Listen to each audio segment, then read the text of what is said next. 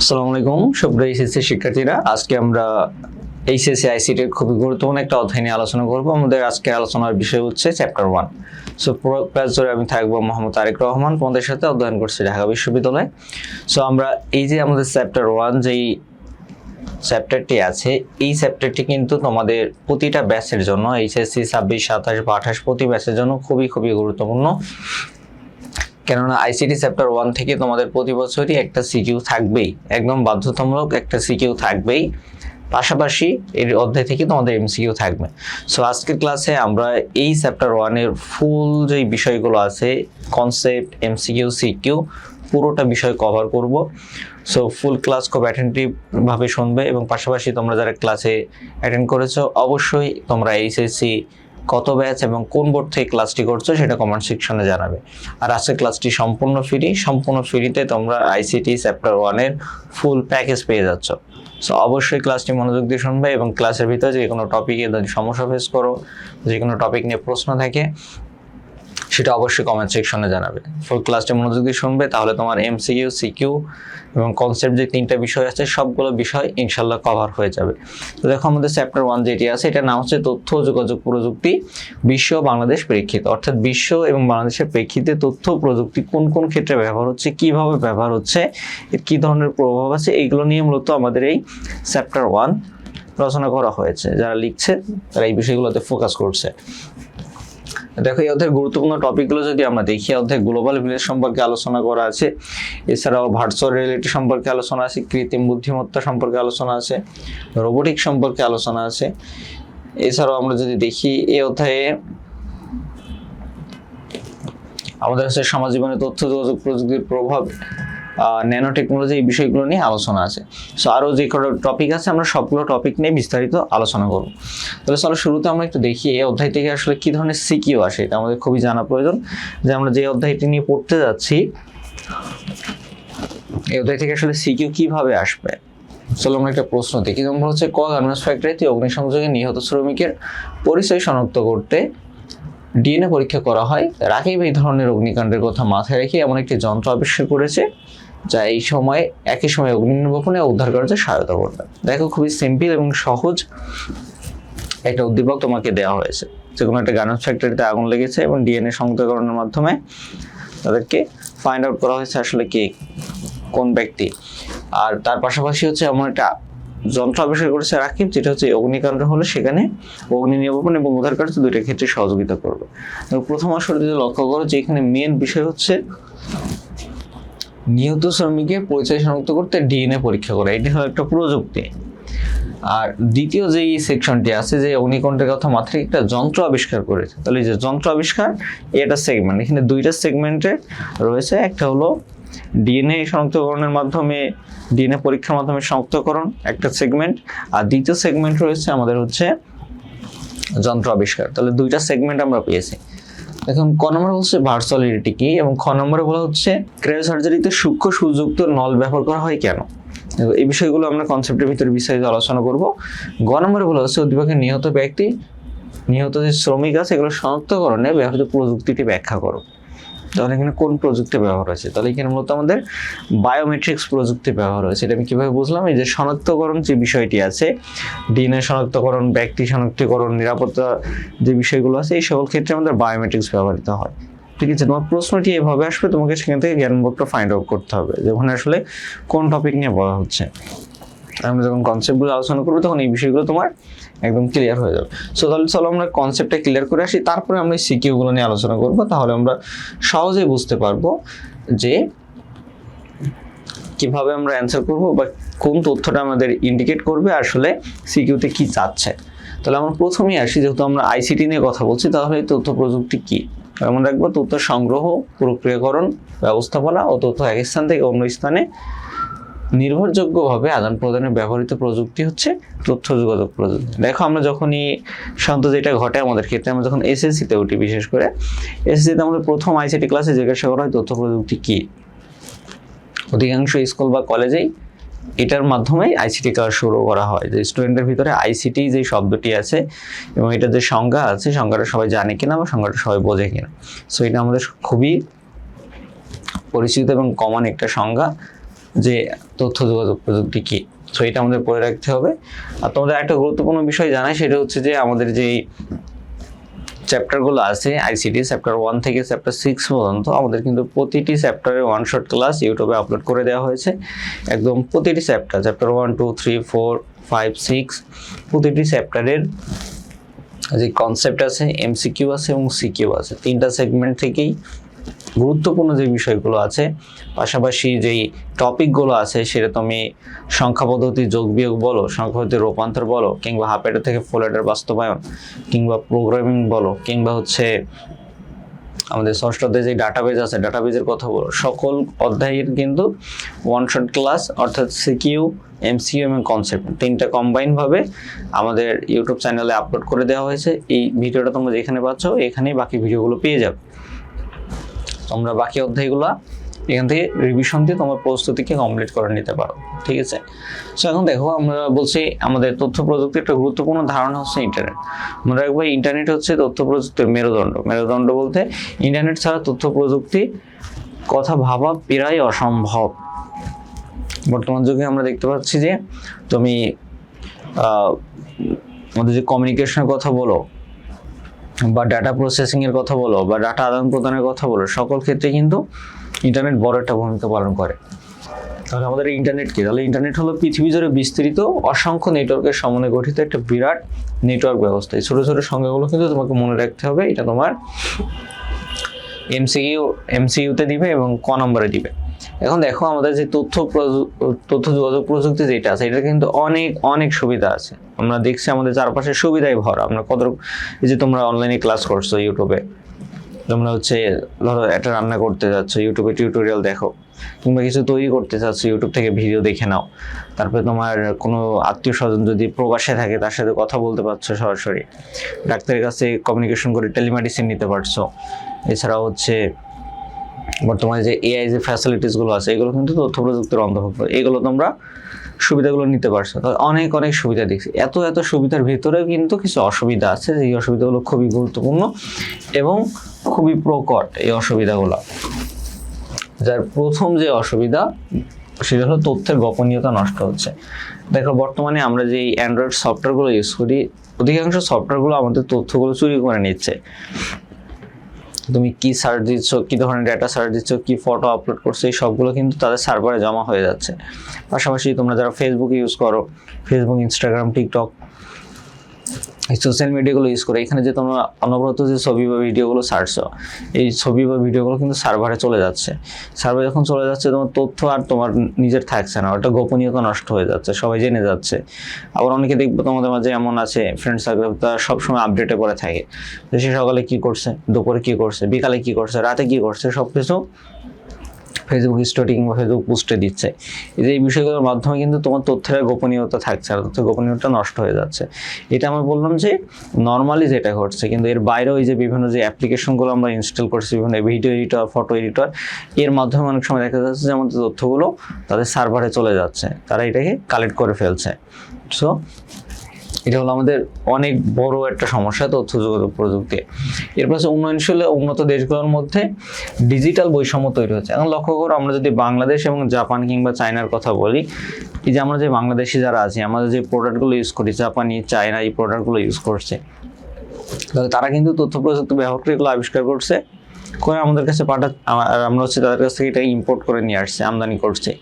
তাহলে দেখো, তারা কিন্তু আরও উন্নত হতে থাকছে, আর আমরা তাদের দেওয়া পণ্যগুলোই, তাদের আবিষ্কার করা পণ্যগুলো ব্যবহার করতে থাকছি। আমরা কোনো কিছু আবিষ্কার করছি না বা আবিষ্কার করতে পারছি না। দেখো, এর ভিতরে একটা ডিজিটাল বৈষম্য তৈরি হচ্ছে, যে যারা এগিয়ে যাচ্ছে তারা আরও এগিয়ে যাচ্ছে, যারা পিছিয়ে আসছে তারা সেইভাবে আর এগিয়ে যেতে পারছে না। এখন দেখো, আমাদের প্রথম যে টপিকটি হচ্ছে সেটা হলো বিশ্বগ্রাম বা গ্লোবাল ভিলেজ। ঠিক আছে, বিশ্বগ্রাম বা গ্লোবাল ভিলেজ। দেখো, এটাও আমাদের খুবই কমন একটা টপিক, যেটা আমরা এসএসসিতে পড়ে আসছি, যে তথ্য প্রযুক্তি নির্ভর যে বিশ্ব, এটাকে বলা হয় গ্লোবাল ভিলেজ বা বিশ্বগ্রাম। তাহলে আমরা এটাকে গ্লোবাল ভিলেজ বা বিশ্বগ্রাম কেন বলছি? তথ্য প্রযুক্তির কল্যাণে আমরা এখন পৃথিবীর যে কোনো প্রান্তের মানুষের সাথে, যেমন আমরা পাড়া প্রতিবেশীর সাথে খুব দ্রুত কথা বলতে পারি, পাশের বাসার মানুষের সাথে যোগাযোগ করতে পারি, চাইলে তার সাথে কথা বলতে পারি, কোনো তথ্য আদান প্রদান করতে পারি। ঠিক একইভাবে তথ্য প্রযুক্তির কল্যাণে কিন্তু তুমি তোমার বাসায় থেকেই বা তোমার পজিশনে অবস্থান করেই তুমি হচ্ছে দেশ বা দেশের বাইরে যে কোনো ব্যক্তির সাথে কথা বলতে পারছো, অর্থাৎ এটা পাড়া প্রতিবেশীর সাথে সহজে যেমন যোগাযোগ করা যায় সেভাবে যোগাযোগ করতে পারছো। এই জন্য এটাকে বিশ্বগ্রাম বা গ্লোবাল ভিলেজ বলা হচ্ছে।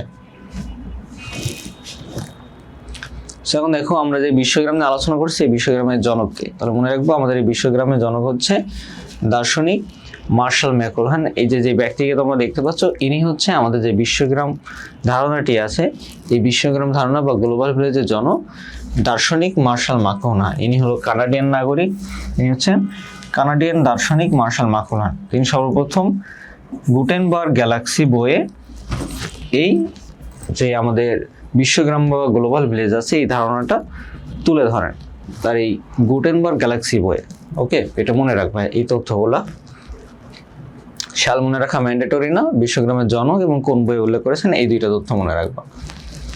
সো এরপরে দেখো আমাদের এই বিশ্বগ্রামের সুবিধা কি কি। তাহলে বিশ্বগ্রামের সুবিধা আমরা কম বেশ সবাই জানি, তারপর আমরা যদি একটু দ্রুত স্কিপ করে যাই, যে স্বল্প সময়ের মধ্যে বিশ্বব্যাপী নিরাপদ ও দ্রুত যোগাযোগ করা যায়, আমরা এটা খুব ভালো করে বুঝতে পারছি। এখন আমরা দেশ এবং দেশের বাইরে অনেক দ্রুত যোগাযোগ করতে পারছি। পৃথিবীব্যাপী তথ্যের ব্যাপক উৎস সৃষ্টি হয়েছে এবং তথ্য পাওয়া সহজলভ্য হয়েছে, ব্যাপক উৎস সৃষ্টি হয়েছে। দেখো তুমি চাইলে হচ্ছে অক্সফোর্ড লাইব্রেরি, অক্সফোর্ড ইউনিভার্সিটি কিংবা হচ্ছে ক্যালিফোর্নিয়ার যে কোনো ইউনিভার্সিটি কিংবা ব্রিটেনের কোনো ইউনিভার্সিটি কিংবা অস্ট্রেলিয়ার কোনো ইউনিভার্সিটির লাইব্রেরিতে কি বই আছে সেগুলো তুমি পড়তে পারবা।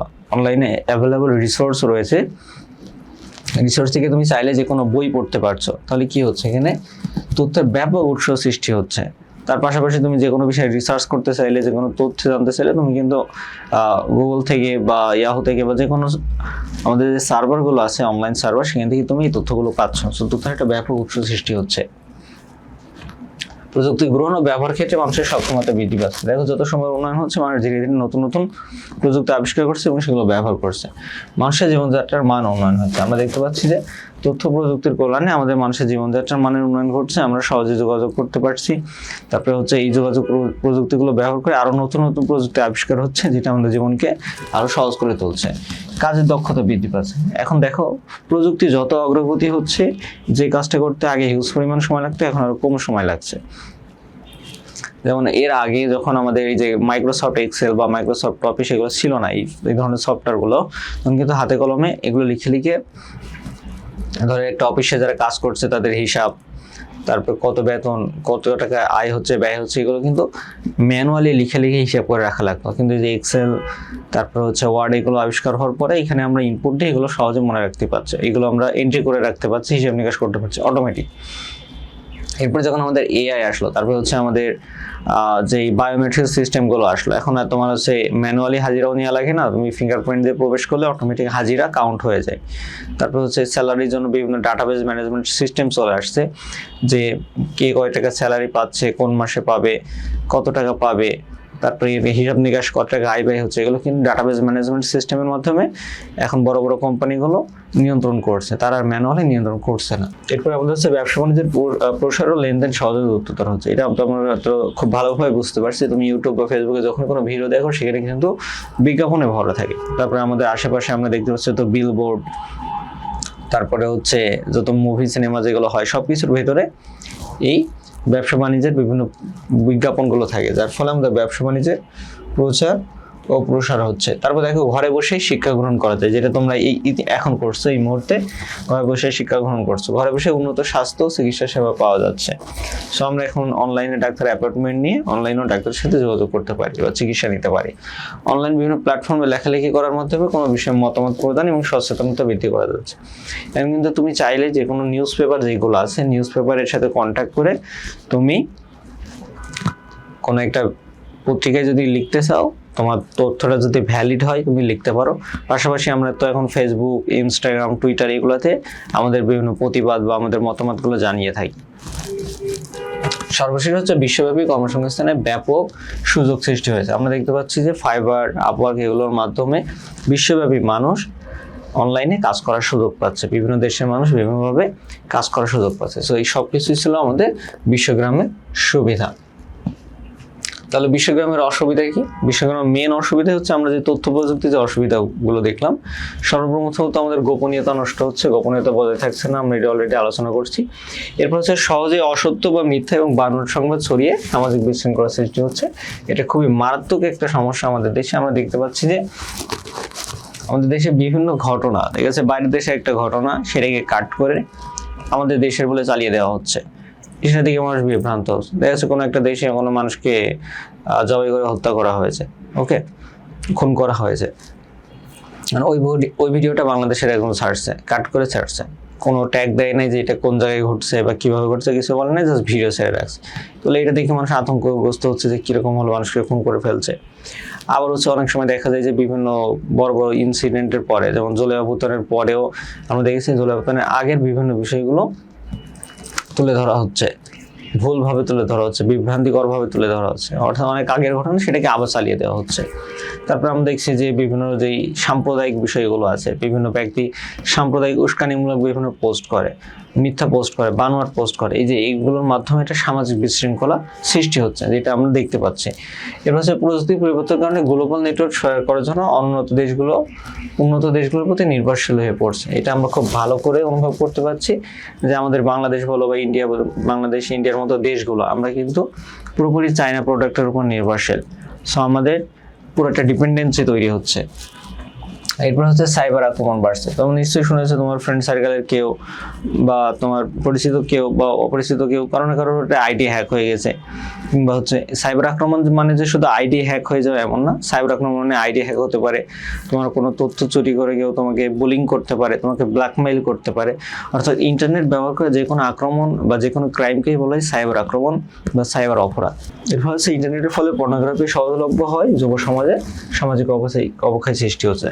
এই যে অ্যাডাল্ট যে ফুটেজগুলো আছে এগুলোর ফলে কিন্তু সমাজে বিশৃঙ্খলা সৃষ্টি হচ্ছে। আমাদের যে রেপ সহ যেই শালীনতাহীনের যে বিষয়গুলো আছে এগুলো কিন্তু বৃদ্ধি পাচ্ছে। যখন কোনো ব্যক্তি এগুলো দেখে কিন্তু সে কিন্তু স্বাভাবিকভাবে তার মন মানসিকতা থাকে না, তার মন মানসিকতা অস্বাভাবিকভাবে কাজ করে, অর্থাৎ তার বিকৃত মস্তিষ্কের সৃষ্টি হয়। সো এটা ছিল আমাদের বিশ্বগ্রামের সকল ধারণা। এরপরে আমাদের আসছে ইমেল। তাহলে ইমেল সম্পর্কে আমরা সবাই জানি, ইমেল হচ্ছে ইলেকট্রনিক যন্ত্রপাতি ব্যবহার করে ইন্টারনেটের মাধ্যমে তথ্য আদান প্রদান করার পদ্ধতি হচ্ছে আমাদের ইমেল। এরপরে আমাদের একটা গুরুত্বপূর্ণ ধারণা, সেটা হলো টেলিকনফারেন্সিং। খুব ভালো করে শোনো, টেলিকনফারেন্সিং এর সাথে আরো কয়েকটি ধারণা আছে। সো প্রথমে টেলিকনফারেন্সিং বুঝতে হবে, তাহলে বাকি দুইটা বুঝতে পারবো। তো দেখো, ভিন্ন ভৌগোলিক দূরত্বে অবস্থান করে টেলিকমিউনিকেশন যন্ত্রপাতি যেমন টেলিফোন, মোবাইল ফোন ইত্যাদি ব্যবহার করে দুই বা ততোধিক ব্যক্তিবর্গের সাথে যোগাযোগ করা বা সভা কার্যক্রম পরিচালনা করার কৌশল হলো টেলিকনফারেন্সিং। অর্থাৎ ভিন্ন ভিন্ন ভৌগোলিক দূরত্ব, ধরো যশোর, ঢাকা, সিলেট, বিভিন্ন জায়গায় বিভিন্ন মানুষ অবস্থান করছে, তাদেরকে যদি টেলিকমিউনিকেশন যন্ত্রপাতি যেমন টেলিফোন, মোবাইল ফোন ইত্যাদির মাধ্যমে দুই বা ততোধিক ব্যক্তির সাথে যোগাযোগ করা যায় বা সভা চালানো যায়, সেটাকে বলা হয় টেলিকনফারেন্স। দেখো, আমি কিন্তু তোমাদেরকে একদম যে সংখ্যাগুলো প্রয়োজন, যে সংখ্যাগুলো তোমার এক্সামে আসে সেগুলো সরাসরি তুলে ধরেছি, একদম সরাসরি তুলে ধরেছি। সো তোমার বিভিন্ন গাইডের পিছনে ছোটাছুটি করার কোনো প্রয়োজন নাই। তোমাকে যা পড়ানো হচ্ছে এগুলো একটু তুমি নোট করে নাও, ক্লাস নোট করে নাও, এইটাই তোমার এক্সামের জন্য কাজে দিবে। তোমার আলাদা করে বই ঘাটাঘাটি করার কোনো প্রয়োজন নাই। যেমন দেখো, এই যে আমি প্রতিটা টপিকের কিন্তু সুবিধা অসুবিধা ব্যবহার এগুলো নিয়ে আলোচনা করে দিচ্ছি, যেটা তোমার ঘয়ের জন্য লাগবে। যে বিশ্বগ্রামের সুবিধাগুলো ব্যাখ্যা করো বা বিশ্বগ্রামের অসুবিধাগুলো ব্যাখ্যা করো, এইভাবে তোমার প্রশ্ন আসবে এবং সেটা তোমাকে অ্যান্সার করতে হবে। সো আমি তোমাকে একদম এক্সাম রেডি করে পড়াচ্ছি। তোমার কাজ হচ্ছে শুধু মনোযোগ দিয়ে ক্লাস করা এবং কোনো সমস্যা হলে জানানো, এবং পাশাপাশি অবশ্যই ক্লাস নোট করা। এবং তোমরা যারা ক্লাস করছো অবশ্যই তোমরা এইচএসসি কত ব্যাচ এবং কোন বোর্ড থেকে ক্লাসটি করছো অবশ্যই জানাবা।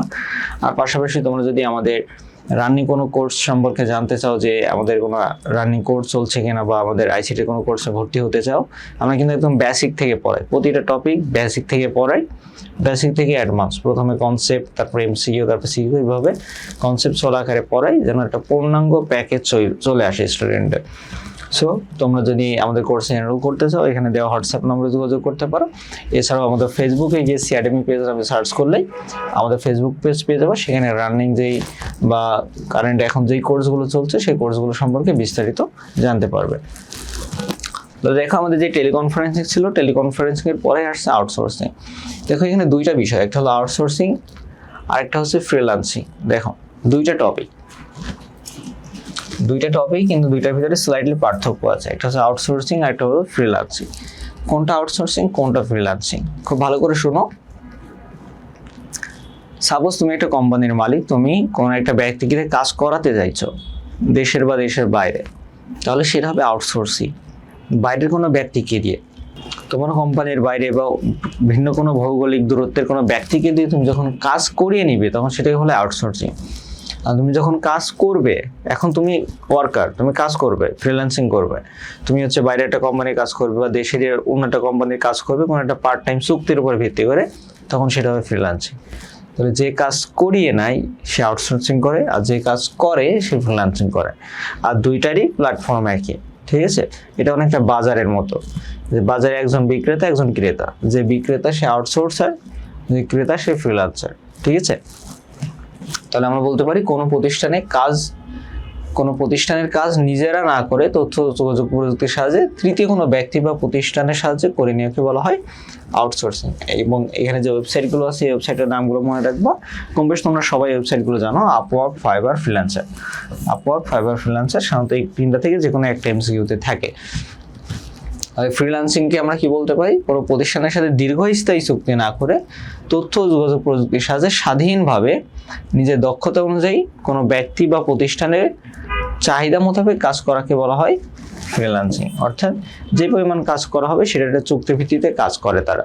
এখানে কোনো স্থায়ী চুক্তি না যে 2-3 বছরের জন্য, এটা তোমার একটা টেম্পোরারি চুক্তি, যে এই কাজটা যতদিন থাকবে তোমাকে এই কাজটা করে দিতে হবে।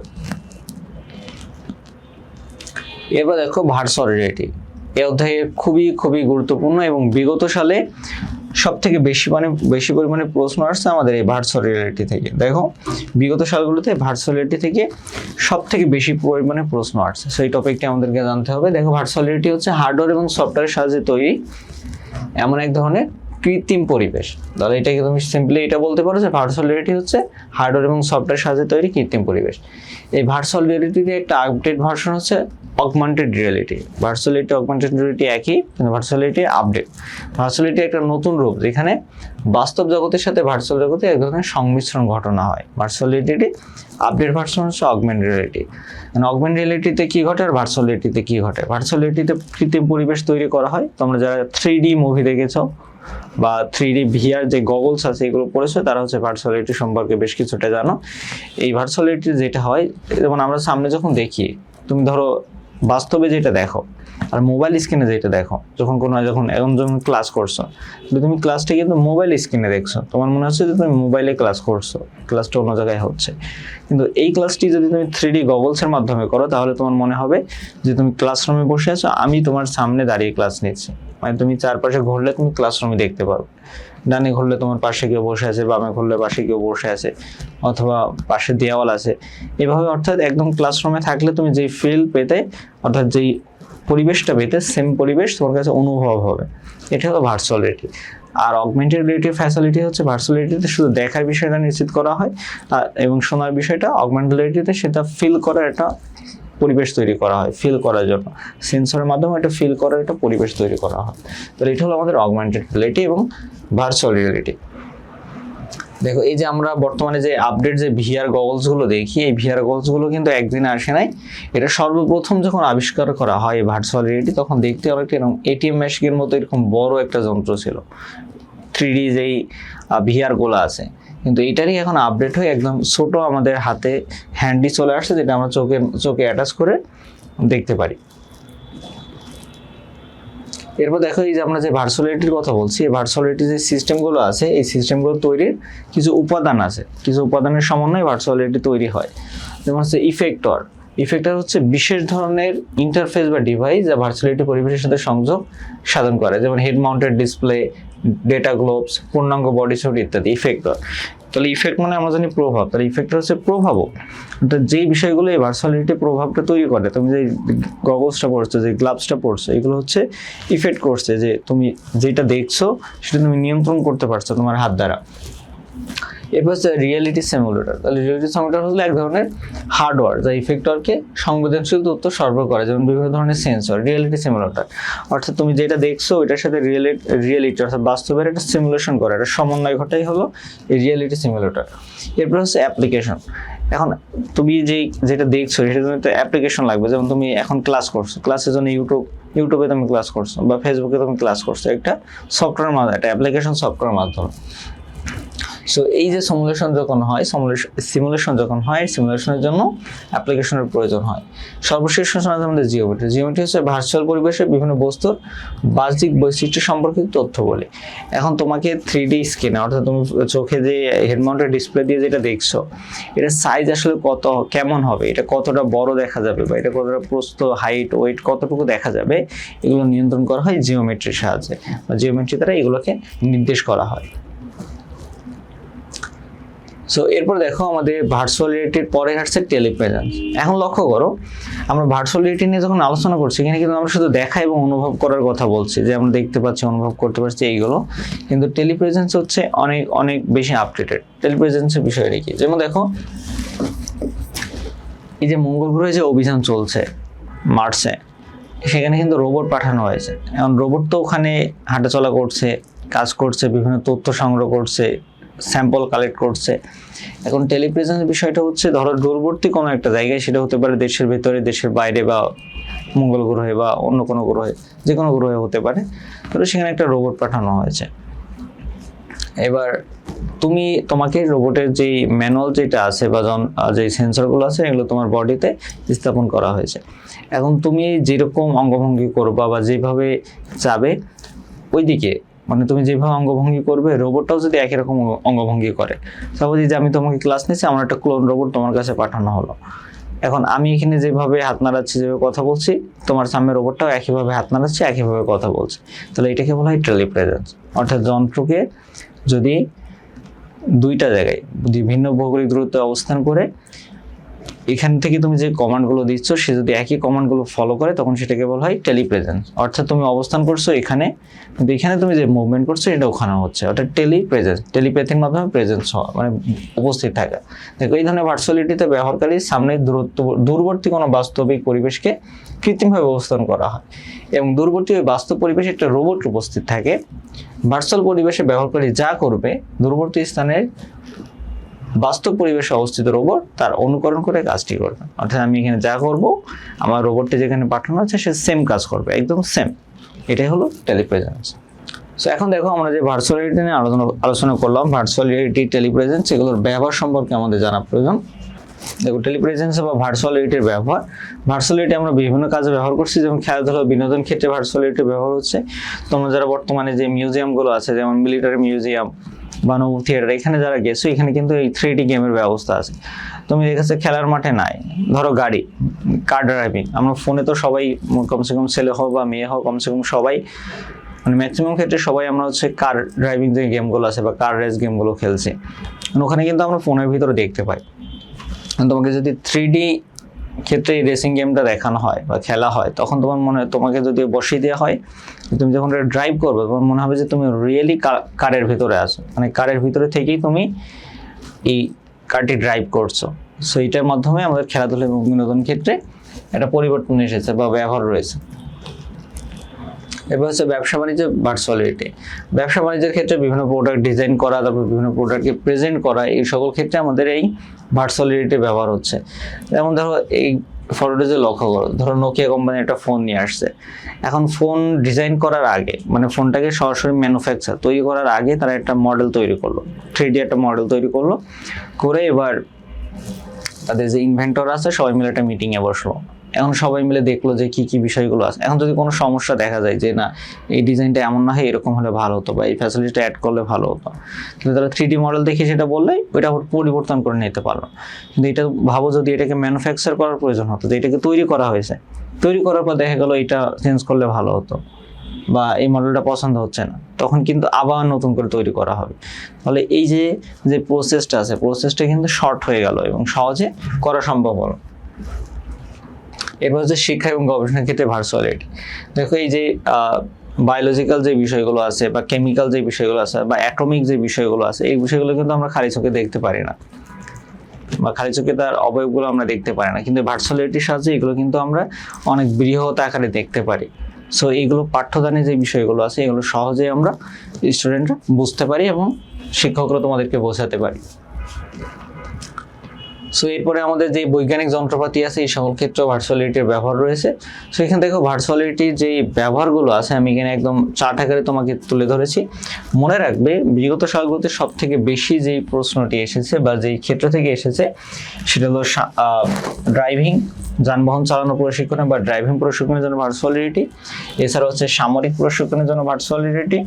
এই দুইটা ক্ষেত্র, ঠিক আছে, এই দুইটা ক্ষেত্রে সব থেকে বেশি প্রশ্ন এসেছে বিগত সালগুলোতে। যে তোমার ওখানে প্রশ্নে বলেছে যে একজন ব্যক্তি সরাসরি গাড়িতে না উঠেই একটা কৃত্রিম পরিবেশে গাড়ি চালানো শিখছে, বা একজন মিলিটারি বা একজন বিমান বাহিনীর একজন সেনা, সে বিমানে না উঠেই বিমান প্রশিক্ষণ শিখছেন বা বিমান চালানো শিখেছেন।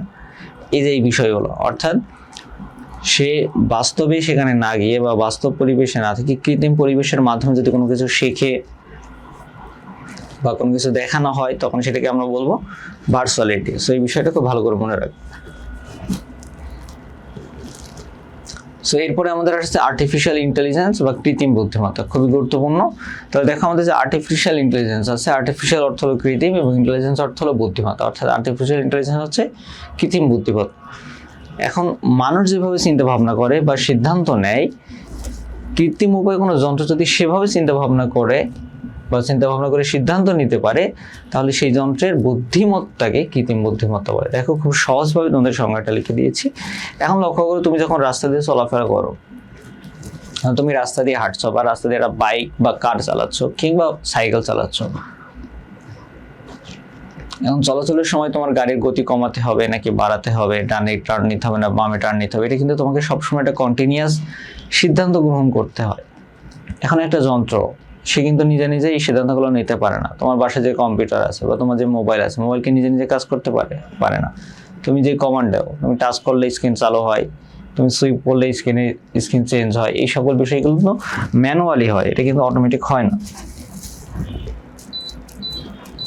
এখন তুমি বলতে পারো যে ভয়েস সার্চ করলেও তো হয়, যে হাই গুগল বা হাই সিরি এইভাবে তো চালানো যায়, সেক্ষেত্রে কিন্তু তুমি কমান্ড দেওয়ার পরে হচ্ছে এই যে এই বিষয়গুলো। তাহলে এখন দেখো তাহলে কি এই আর্টিফিশিয়াল ইন্টেলিজেন্সটা কিভাবে কাজ করছে, এআই। এই যে আমরা যে অটো ড্রাইভিং যে কারগুলো দেখছি, অটো ড্রাইভিং যে কারগুলো, চালকবিহীন যে কারগুলো আমরা দেখতে পাচ্ছি, যেমন টেসলা কোম্পানি নিয়ে আসছে, BMW নিয়ে আসছে, বিভিন্ন বড় বড় কোম্পানিগুলো ইতিমধ্যে লঞ্চ করেছে। সো এই কারগুলো যখন রাস্তায় চলে, ওখানে তো ড্রাইভারলেস, কোনো ড্রাইভার নাই, তাহলে এই গাড়িকেও তো সিদ্ধান্ত নিতে হয় কখন জোরে চলতে হবে, কখন ধীরে চলতে হবে, কোন দিকে টার্ন নিতে হবে। এখন সামনে গাড়ি থাকলে টার্ন নিবে কি নিবে না, বা রেড সিগন্যাল হলে থামবে কি না, তাকে কিন্তু কন্টিনিউয়াস সিদ্ধান্ত নিতে হচ্ছে। তাহলে কি মানুষের মতো করে চিন্তা ভাবনা করছে। তাহলে আমরা বলবো যে কোনো যন্ত্র যদি মানুষের মতো করে চিন্তা ভাবনা করে সিদ্ধান্ত গ্রহণ করতে পারে, তাহলে সেই যন্ত্রের যে বুদ্ধিমত্তা সেটাকে আমরা বলবো আর্টিফিশিয়াল ইন্টেলিজেন্স। সো দেখো কৃত্রিম যে বুদ্ধিমত্তা সেটার কিছু প্রধান ব্যবহারের ক্ষেত্রে যদি আমরা দেখি, তাহলে স্বাস্থ্যসেবা। দেখো স্বাস্থ্যসেবার ক্ষেত্রে আমরা যখন কোনো এক্স-রে বা ব্লাড রিপোর্ট দেখি, তখন কিন্তু এটাকে আমরা ম্যানুয়ালি অ্যানালাইসিস করি। বিশেষ করে এক্স-রে রিপোর্টের ক্ষেত্রে যেটা ঘটে, দেখা যায় যে এক্স-রে বা ইসিজি রিপোর্টের ক্ষেত্রে, এক্স-রে রিপোর্টে কিন্তু এটাকে লাইটে ধরে দেখা হয় যে আসলে কি পরিমাণে ড্যামেজ হয়েছে। এখন সাধারণ যে ভাঙাগুলো আছে, হাড্ডিগুটি ভেঙে গেলে কিন্তু আমরা সহজে এটা বুঝতে পারি। তুমি ডাক্তার না হলে তুমি বুঝতে পারো যে এখানে হাড় ভেঙে গেছে। কিন্তু সূক্ষ্ম বিভিন্ন বিষয় থেকে, যেমন হাড় ক্ষয় হয়ে যাওয়া বা হাড়ের ভিতরে কোনো ইনফেকশন তৈরি হওয়া, হাড়ের সাথে যেটা সূক্ষ্ম একটা পরিবর্তন ঘটেছে, ওইটা কিন্তু আমাদের মানুষের চোখে অনেক সময় ধরা নাও পড়তে পারে বা ধরা পড়া খুবই কঠিন, সে অভিজ্ঞ না হলে। কিন্তু এআই খুব দ্রুত এই সকল বিষয়গুলো এখন সর্ট আউট করতে পারছে, যে আসলে কি সমস্যা হয়েছে, মানুষের থেকে অনেক দ্রুত গতিতে এবং নির্ভুলভাবে এটা সর্ট আউট করতে পারছে। এরপরে পরিবহন, আমরা তো বললাম অলরেডি যে স্বয়ংক্রিয় যে যানবাহনগুলো আছে, ব্যবসা বাণিজ্য। দেখো ব্যবসা বাণিজ্যে যে গ্রাহক যে বিষয় আছে, গ্রাহক পরিষেবা উন্নত করা, ডাটা বিশ্লেষণ করা, এই সকল ক্ষেত্রে এআই ব্যবহার হচ্ছে। যেমন দেখো তুমি ফেসবুকে যখন বিভিন্ন বিজ্ঞাপন দেখো অনেক সময় তুমি বিজ্ঞাপনে জাস্ট এটা ক্লিক করে ফেলছো, ভুল করে সুইপ করে হয়েছে, অটোমেটিক তোমার মেসেঞ্জারে একটা মেসেজ চলে আসে যে কোন প্রোডাক্টটা কিনতে চান বা অর্ডার করতে চাইলে মেসেজ দিন। তাহলে এটা কিভাবে আসলো? এটা হলো এআই এর মাধ্যমে, তুমি ক্লিক করেছো, এটা অটোমেটিকভাবে তোমার কাছে চলে আসছে, আর্টিফিশিয়াল ইন্টেলিজেন্স। তারপর হচ্ছে শিক্ষার ক্ষেত্রে, তাহলে এআই শিক্ষার্থীদের ব্যক্তিগত শিক্ষা উপকরণ তৈরি করে শিক্ষকদের সময় সাশ্রয়ী কাজে সহায়তা করে।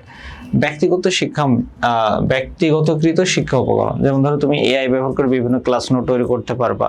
এআই ব্যবহার করে তোমার যে কোনো টপিক যেগুলো আছে, টপিকের একটা কমপ্লিট বিশ্লেষণ নিয়ে নিতে পারবা। এই বিষয়গুলো আমরা এআই এর মাধ্যমে করতে পারছি। তারপরে বিনোদন ও মিডিয়া, তাহলে বিনোদন ও মিডিয়ার ক্ষেত্রে কিন্তু আমরা বিভিন্ন কন্টেন্ট তৈরি করতে পারছি। আমরা বর্তমানে দেখতে পাচ্ছি যে বিভিন্ন ফলমূল কথা বলছে, বিভিন্ন গাছগাছালি কথা বলছে, মানে ভিডিও তৈরি করা হচ্ছে এআই কন্টেন্ট, যেখানে ফলমূল বা গাছগাছালি কথা বলছে। তাহলে এই বিষয়গুলো কিন্তু এআই দিয়ে তৈরি করা। কারণ আমরা জানি কোনো মাছে কথা বলতে পারে না, গাছ কথা বলতে পারে না, ফলমূল কথা বলতে পারে না, এগুলো সিম্পল বিষয়। এরপর দেখো সামাজিক মাধ্যম, তাহলে আমাদের যে সামাজিক মাধ্যম যেগুলো আছে, সামাজিক মাধ্যমে কিন্তু আমরা বিভিন্ন কন্টেন্ট দেখতে পাচ্ছি যেগুলো এআই দিয়ে তৈরি করা হচ্ছে। এছাড়াও কৃষি ক্ষেত্রে ফসলের ফলন বৃদ্ধি, রোগ নির্ণয় এবং উন্নত কৃষি পদ্ধতি। যেমন মানুষের ক্ষেত্রে আমরা দেখতে পাচ্ছি যে বিভিন্ন রিপোর্টগুলো সহজে অ্যানালাইসিস করে প্রেসক্রিপশন দিতে পারছে। একইভাবে ফসলের ক্ষেত্রে ব্যাপক আমরা উপকার পাচ্ছি এআই থেকে, বা এর ব্যবহার আমরা উপভোগ করছি। যেমন ধরো একটা গাছের পাতায় কোনো একটা সমস্যা হয়েছে, পোকায় খেয়ে নিচ্ছে, তাহলে এখন এটা তুমি ছবি দাও, তোমার যে সিম্পল ফোন আছে তার জন্য তোমার স্পেশাল কোনো সফটওয়্যার প্রয়োজন না, তুমি যদি গুগল লেন্সে চলে যাও, যে সার্চ দিবা, দিলে ওইটা অ্যানালাইসিস করে সে বলে দিবে যে এই পাতায় কি সমস্যা হয়েছে, বা এই গাছে কি নাইট্রোজেনের অভাব না ফসফরাসের অভাব, নাকি কোনো রকম কোন ধরনের মিনারেলসের অভাব হয়েছে সেটা তোমাকে বলে দিবে। পাশাপাশি হচ্ছে তুমি যদি তোমার কৃষির সম্পূর্ণ আপডেট এর মাধ্যমে দিয়ে রাখো, তাহলে এআই কোন সময় কি সার দিতে হবে, কি পরিমাণ দিতে হবে, সবকিছু তোমাকে আপ টু ডেট বলে দিতে পারবে। এবার হচ্ছে বিজ্ঞান এবং সংখ্যাকরণ, এই দুটো বিষয়ে আমরা অলরেডি আলোচনা করেছি। তাহলে দেখো এই পর্যন্ত সবাই বুঝতে পেরেছো কিনা? কারো যদি কোনো প্রশ্ন থাকে অবশ্যই কমেন্ট সেকশনে জানাবো। পাশাপাশি হচ্ছে তবে এইচএসসি কত ব্যাচ এবং কোন বোর্ড থেকে ক্লাস করছো সেটা জানাতে একদমই ভুলবে না। আমরা ধারাবাহিকভাবে সবগুলো বিষয় কভার করব। যেহেতু চ্যাপ্টার 1 এর বিষয়টা আমাদের কনসেপচুয়াল, তো তোমাকে কনসেপ্টটা একটু মনোযোগ দিয়ে কনসেপ্টগুলো বোঝা নিতে হবে, তাহলে তুমি এই অধ্যায় থেকে সকল প্রকার সিকিউ অ্যান্সার করতে পারবা। পাশাপাশি হচ্ছে সকল প্রকার এমসিকিউ অ্যান্সার করতে পারবো, কোথাও তোমার বাদবে না। এবং চ্যাপ্টার 1 থেকে তোমার একটা সিকিউ মাস্ট থাকবে সকল এক্সামে, তোমার টেস্ট প্রি টেস্ট যত রকম এক্সাম আছে এখানে চ্যাপ্টার 1 আছে, সেখানে চ্যাপ্টার 1 থেকে প্রশ্ন থাকবে। সেই অধ্যায়ে তোমাকে অবশ্যই মনোযোগ দিয়ে পড়তে হবে। এই অধ্যায়ে মনোযোগ দিয়ে পড়া তোমার বাধ্যতামূলক, তোমার জন্য পড়াই লাগবে। দেখো এরপরে আমাদের যে আলোচনার বিষয়টি আছে সেটি হচ্ছে রোবোটিক্স। দেখো একটা হলো রোবট এবং রোবোটিক্স, দুইটা ওয়ার্ড। এটা হচ্ছে রোবট, একটা ওয়ার্ড হচ্ছে রোবট, অন্য ওয়ার্ডই হচ্ছে রোবোটিক্স।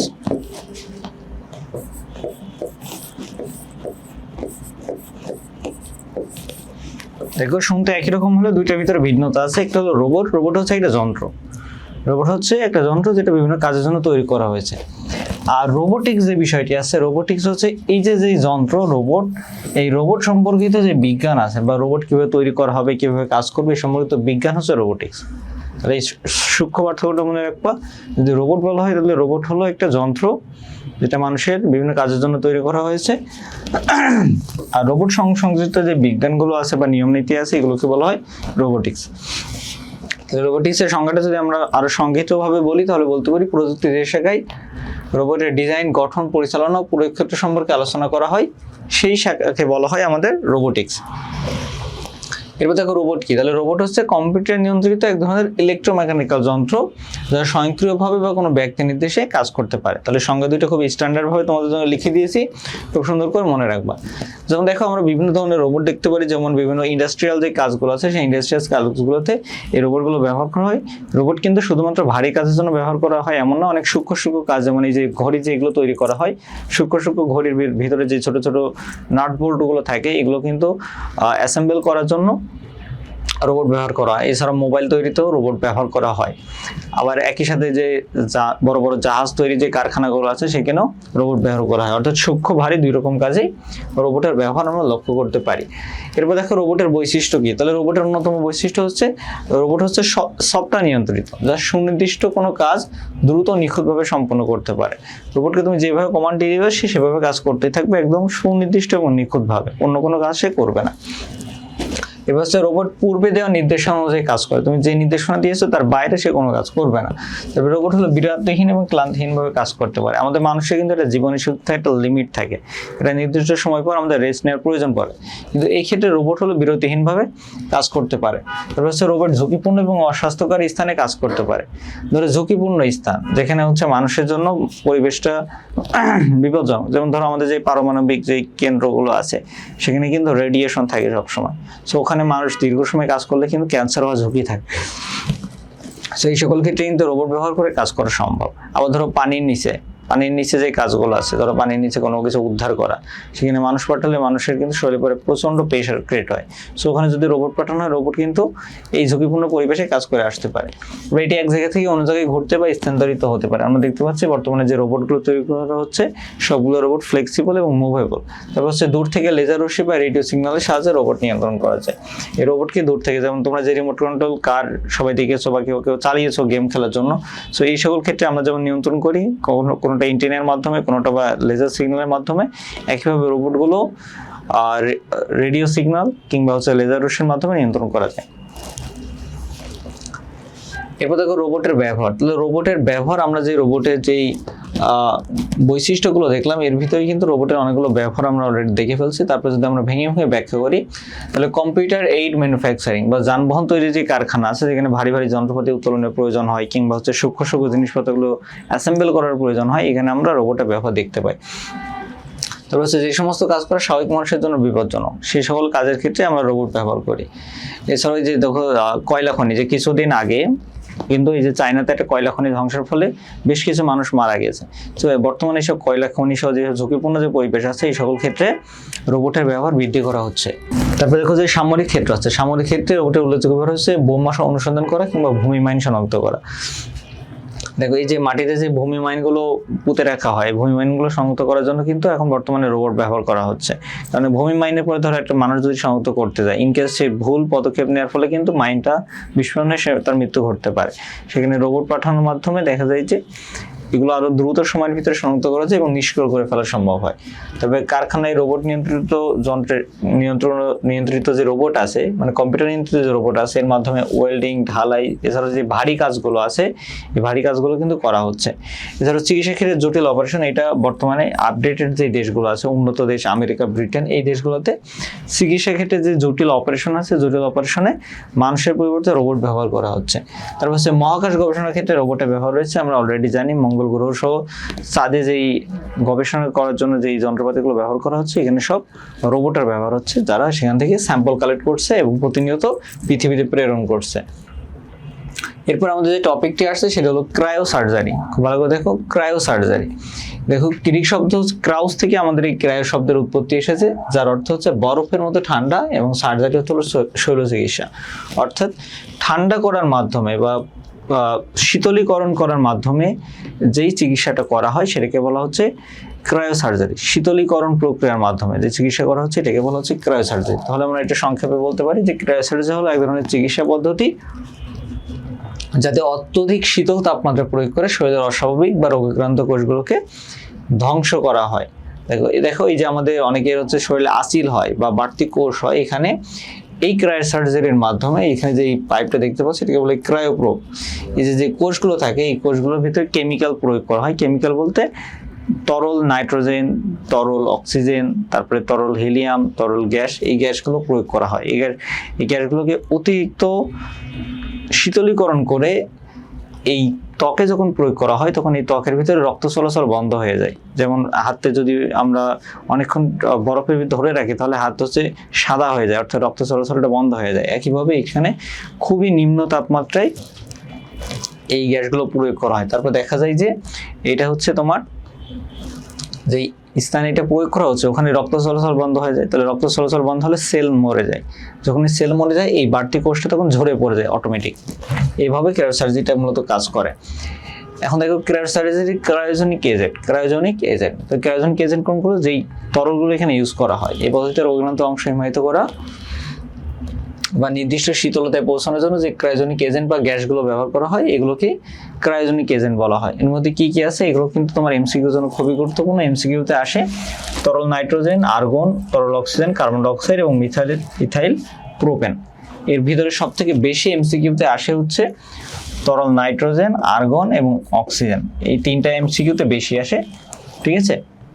এই তিনটা এমসিকিউতে অধিক পরিমাণে থাকে। সেই তিনটা নাম খুব ভালো করে মনে রাখবা, নাইট্রোজেন, আর্গন গ্যাস, অক্সিজেন। তরল, এগুলো সবগুলো কিন্তু তরল অবস্থায় প্রয়োগ করা হয়।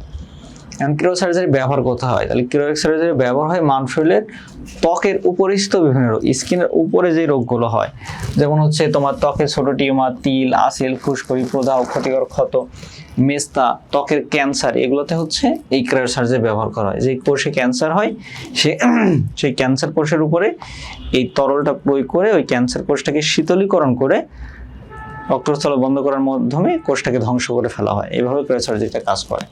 তারপর হচ্ছে ক্রায়োসার্জারি দ্বারা অভ্যন্তরীণ কিছু রোগ, যেমন যকৃৎ ক্যান্সার, প্রোস্টেট ক্যান্সার, ফুসফুস ক্যান্সার, মুখের ক্যান্সার, এছাড়াও ক্যান্সার জাতীয় যত রকম বিষয় আছে সকল কাজগুলো হচ্ছে ক্রায়োসার্জারির মাধ্যমে চিকিৎসা করা সম্ভব।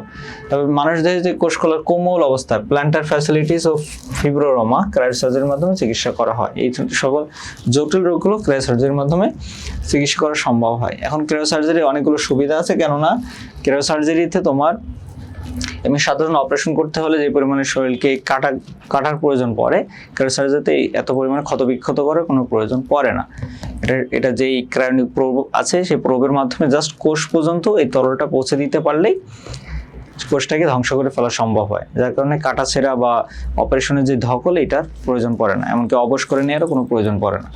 যেমন অন্যান্য চিকিৎসা পদ্ধতির তুলনায় ক্যান্সার ও নিউরো সার্জারি চিকিৎসায় ক্রায়োসার্জারি অনেক সাশ্রয়ী, এটার খরচও তুলনামূলক কম। তবে সার্জারি সম্পন্ন করতে খুবই কম সময় লাগে, খুব কম সময়ের ভিতরে সার্জারি কমপ্লিট হয়ে যায়। আর এটা বারবার করা সম্ভব। দেখো, একটা মানুষকে কিন্তু বারবার অপারেশন করা সম্ভব হয় না, কারণ বারবার একটা স্কিন কাটলে সেখানে ক্ষতবিক্ষত হতে পারে, স্কিন রিপেয়ার হতে অনেক হিউজ সময় লাগে।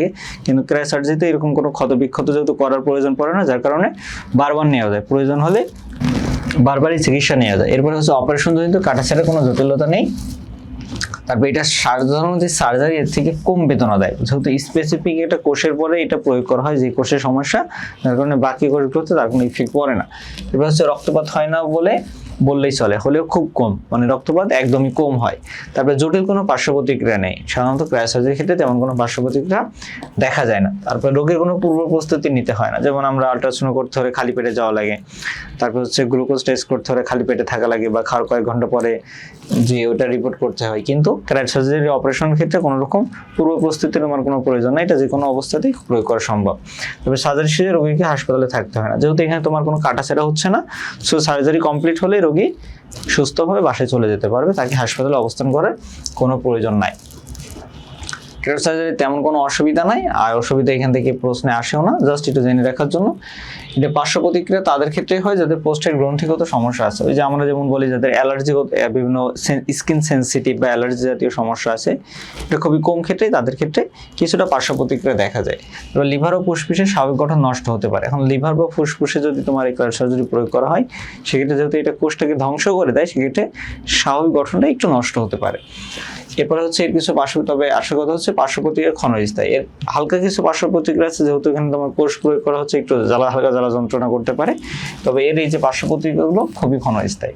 মোটা অঙ্কে আমাদের যে ক্রায়োসার্জারি আছে, ক্রায়োসার্জারি তেমন কোনো পার্শ্ব প্রতিক্রিয়া নাই। মানে ক্রায়োসার্জারি থেকে তোমাদের যখন প্রশ্ন আসবে, প্রশ্নটা এমনভাবে আসতে পারে, শীতলীকরণ প্রক্রিয়া চিকিৎসা দেওয়া সম্ভব, ব্যাখ্যা করো। নিম্ন তাপমাত্রায় চিকিৎসা পদ্ধতি ব্যাখ্যা করো, বা নিম্ন তাপমাত্রায় অসুস্থ টিস্যু কিভাবে ধ্বংস করা যায় ব্যাখ্যা করো। কিংবা আসতে পারে বহিঃথকে কোন সার্জারি ক্রমশ জনপ্রিয় হচ্ছে ব্যাখ্যা করো। অথবা এমনভাবে আসতে পারে ক্রায়োসার্জারির মাধ্যমে রক্তপিণ্ড অপারেশন সম্ভব ব্যাখ্যা করো। যে প্রশ্নটি আসবে তোমাকে প্রথমেই ক্রায়োসার্জারির সংজ্ঞা দিতে হবে, তারপরে ক্রায়োসার্জারি সম্পর্কে যে তোমাকে যে প্রসেসটা বললাম, যে ক্রায়োসার্জারি কিভাবে কাজ করে এটা তোমাকে উল্লেখ করে দিতে হবে, তাহলে এটা কমপ্লিট হয়ে যাবে। এরপর দেখো আমাদের পরবর্তী টপিক হচ্ছে বায়োমেট্রিক। লক্ষ্য করো, বায়োমেট্রিক। দেখো, বায়ো, গ্রিক শব্দ বায়ো থেকে আমাদের এই বায়োমেট্রিক আসছে। তাহলে বায়ো যার অর্থ হলো জীবন বা প্রাণ, এবং মেট্রিক শব্দ অর্থ পরিমাপ করা। বায়োমেট্রিক হলো বায়োলজিক্যাল ডেটা পরিমাণ বা বিশ্লেষণ করার প্রযুক্তি। বায়োলজিক্যাল ডেটা পরিমাপ বা বিশ্লেষণ করার প্রযুক্তি। তাহলে বায়োমেট্রিকটা কি কাজ করে? বায়োমেট্রিক হলো এমন একটা প্রযুক্তি যেখানে কোনো ব্যক্তির শারীরিক ভিত্তি অথবা আচরণগত বৈশিষ্ট্যের উপর ভিত্তি করে অদ্বিতীয়ভাবে চিহ্নিত বা শনাক্ত করা যায়। অদ্বিতীয়ভাবে চিহ্নিত বা শনাক্ত করা যায় যে ব্যক্তিটি কে। তাহলে বায়োমেট্রিক কত প্রকার? তাহলে মোটা অঙ্কে আমাদের বায়োমেট্রিক হচ্ছে 2 প্রকার।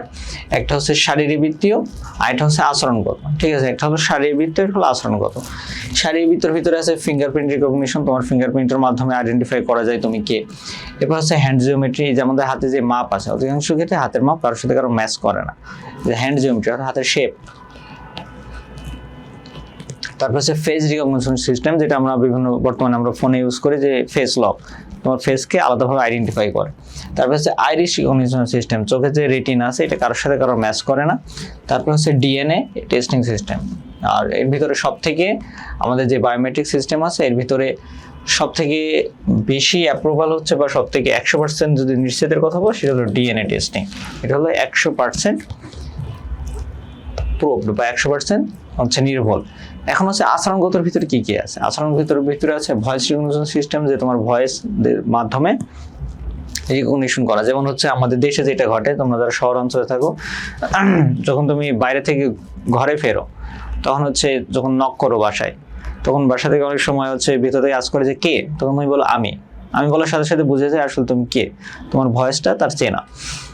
তাহলে দেখো এখানে হচ্ছে কিন্তু এটা আমরা ম্যানুয়ালি ভয়েস রিকগনিশন, যে মানুষ তোমাকে চিনতে পারছে। ঠিক একইভাবে বায়োমেট্রিকের ক্ষেত্রে ভয়েস রিকগনিশনের মাধ্যমে আইডেন্টিফাই করা যায় যে ব্যক্তিটিকে। তারপর হচ্ছে সিগনেচার ভেরিফিকেশন সিস্টেম, যেটা আমরা বিভিন্ন ব্যাংকে দেখি, যে তোমার হচ্ছে ব্যাংকে যখন তুমি টাকা লেনদেন করতে যাও, তখন তোমার এইভাবে সিগনেচারটা রিকনেক্ট করা হয়, যে সিগনেচার ঠিক আছে কিনা, সিগনেচার চেক করা হয়। তারপর হচ্ছে টাইপিং কিস্ট্রোক ভেরিফিকেশন, এটা হচ্ছে যে তোমার ওখানে কিছু ওয়ার্ড রাখা হয়, একটা সেন্টেন্স, মানে তোমার আগে থেকে জানানো থাকে সেন্টেন্সটি, এবং ওই সেন্টেন্সটি তোমার কত দ্রুত লিখতে পারো, তার একটা টাইম ওরা রেকর্ড করে রাখে। পরবর্তীতে যখন আবার যাওয়া হয়, তখন আবার চেক করে যে টাইমিং ঠিক আছে কিনা।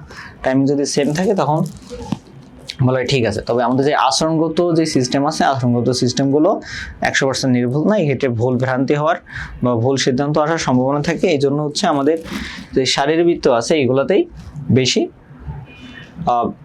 আস্থা রাখা হয়। এরপর দেখো বায়োমেট্রিক প্রযুক্তির ব্যবহার হচ্ছে কোন কোন ক্ষেত্রে। তাহলে দেখো কোনো পক্ষ, প্রোগ্রাম বা সফটওয়্যার বা যে কোনো ডিজিটাল সিস্টেমের প্রবেশাধিকার নিয়ন্ত্রণ করতে, তোমার সিকিউতে থাকবে কোনো একটা কক্ষে প্রবেশ করার জন্য কোনো আঙুলে ছাপ দিতে হয়, বা কোনো ক্যামেরার সামনে দাঁড়াতে হয়, বা ক্যামেরার দিকে চোখ দিয়ে তাকাতে হয়, এইভাবে তোমার প্রশ্নে দিবে। ঠিক আছে, বা কোনো একটা ল্যাবে প্রবেশের জন্য হাতে স্পর্শ করে তারপরে ল্যাবে প্রবেশ করতে হয়, বা কোনো পরমাণুবিদের রুমে প্রবেশ করার আগে হাতে স্পর্শ করে রুমে প্রবেশ করতে হয়। এইভাবে তোমাকে প্রশ্নে ঘুরিয়ে দিবে, তোমাকে তখন বুঝে নিতে হবে এখানে বায়োমেট্রিক্সের কথা বলা হচ্ছে। এরপর দেখো কোনো শিক্ষা প্রতিষ্ঠানের শিক্ষার্থী, শিক্ষক বা ব্যবসায়িক প্রতিষ্ঠানে কর্মচারীদের উপস্থিতি রেকর্ড করতে, অর্থাৎ অ্যাটেন্ডেন্স নির্ণয়ের জন্য। এরপর হচ্ছে বায়োমেট্রিক পাসপোর্ট তৈরিতে। আমরা দেখছি যে আমাদের পাসপোর্ট বলো, ড্রাইভিং লাইসেন্স বলো, তারপর হচ্ছে জন্ম নিবন্ধন কার্ড বলো, এই সকল ক্ষেত্রে কিন্তু জাতীয় পরিচয়পত্র, এই সকল ক্ষেত্রে কিন্তু আমাদের ফিঙ্গারপ্রিন্ট এবং আইরিশ রাখা হয়, আইরিশ স্ক্যান করে রাখা হয়। ওকে, এছাড়াও আমাদের ই কমার্স এবং স্মার্ট কার্ড তৈরিতেও তোমার ফিঙ্গারপ্রিন্টগুলো নেওয়া হয়, অর্থাৎ বায়োমেট্রিক্সগুলো। এছাড়াও এটিএম এবং অনলাইন ব্যাংকিং নিরাপত্তায়, দেখো এটিএম এবং অনলাইন ব্যাংকিং যখন আমরা করতে চাই, সেখানে কিন্তু আমাদের হচ্ছে তুমি যদি ম্যানুয়ালি ব্যাংকিং করতে চাও, তাহলে সেখানে হচ্ছে সাইন করা লাগে, তারপর হচ্ছে পাসওয়ার্ড দিয়ে অনলাইন ব্যাংকিং গুলো করতে হয়। তারপর অপরাধী শনাক্তকরণ, পিতৃত্ব মাতৃত্ব নির্ণয়। অনেক সময় দেখা যায় যে বিভিন্ন সামাজিক বিশৃঙ্খলা সৃষ্টি হয় যে এই সন্তানটি কার, তখন হচ্ছে ডিএনএ টেস্টিং এর মাধ্যমে নিশ্চিত করা হয় যে সন্তানটি আসলে তার বাবার কিনা। এরপর হচ্ছে বিকৃত মৃতদেহ শনাক্তকরণ, যেটা আমরা প্রথমে যে সিকিউরিটি নিয়ে আলোচনা করছিলাম, যে গার্মেন্টস ফ্যাক্টরিতে আগুন লাগার ফলে যে মানুষগুলো মারা গেছিল, এখন সেখানে তো তাদের স্কিন ঝলসে গেছে, এখন তো চেনার উপায় নাই, তখন এই ডিএনএ শনাক্তকরণের মাধ্যমে এই মৃতদেহকে শনাক্ত করা সম্ভব যে আসলে মৃতদেহটি কার। সো এরপরে আমাদের আসছে বায়ো ইনফরমেটিক্স। দেখো বায়োমেট্রিক্সের পরে আসছে বায়ো ইনফরমেটিক্স। দুইটা কাছাকাছি শব্দ হলেও পুরোপুরি ভিন্ন। একটা হলো বায়োমেট্রিক্স, যেটা আমাদের নিরাপত্তার জন্য ব্যবহৃত হয়, নিরাপত্তা এবং শনাক্তকরণে। আর এটা হলো বায়ো ইনফরমেটিক্স, অর্থাৎ বায়োলজিক্যাল ইনফরমেশন। অর্থাৎ এখানে আমাদের যে বায়োলজিক্যাল যে বিষয়গুলো আছে উদ্ভিদ প্রাণী নিয়ে, এগুলোর ইনফরমেশনগুলোকে যখন আমরা সংগ্রহ করি বা সংরক্ষণ করি বা প্রক্রিয়াকরণ করি, তখন সেটাকে বলা হয় বায়ো ইনফরমেটিক্স। দেখো আমরা সংজ্ঞাটা কিভাবে বলতে পারি, বায়ো ইনফরমেটিক্স হলো বিজ্ঞানের এমন একটি আন্তঃশাস্ত্রীয় ক্ষেত্র যেখানে কম্পিউটার বিজ্ঞান, পরিসংখ্যান, গণিত এবং ইঞ্জিনিয়ারিং জ্ঞানকে ব্যবহার করে বিভিন্ন বায়োলজিক্যাল ডেটাসমূহ বিশ্লেষণ এবং ব্যাখ্যা করা হয়। ঠিক আছে, খুবই সিম্পল একটা সহজ সংজ্ঞা, এই সংজ্ঞাটা খুব ভালো করে মনে রাখবা। তাহলে বায়োইনফরমেটিক্স কোন কোন ক্ষেত্রে ব্যবহার হয়? বায়োইনফরমেটিক্স ব্যবহার করা হয় হচ্ছে গবেষণামূলক কাজগুলোতে, যেমন genome sequence, protein sequence, molecular medicine, gene therapy, ওষুধ তৈরি, বজ্র পরিষ্কারকরণ, জলবায়ু পরিবর্তন গবেষণা, অর্থাৎ গবেষণা রিলেটেড যে কাজগুলো আছে এই সকল ক্ষেত্রে বায়োইনফরমেটিক্সের ব্যবহার করা হয়। এরপরে আমাদের আসছে জেনেটিক ইঞ্জিনিয়ারিং। জেনেটিক ইঞ্জিনিয়ারিং সম্পর্কে তোমরা কম বেশ সবাই জানো। এটা হচ্ছে আমাদের এর আগের ক্লাসগুলোতেও ছিল। জেনেটিক ইঞ্জিনিয়ারিং কখনো বায়োটেকনোলজি নামে থাকে। জেনেটিক ইঞ্জিনিয়ারিং অর্থনীতিতে এটা বায়োটেকনোলজি নামে আছে, যারা অর্থনীতি আছে তাদের তোমরা নিশ্চয়ই জানো।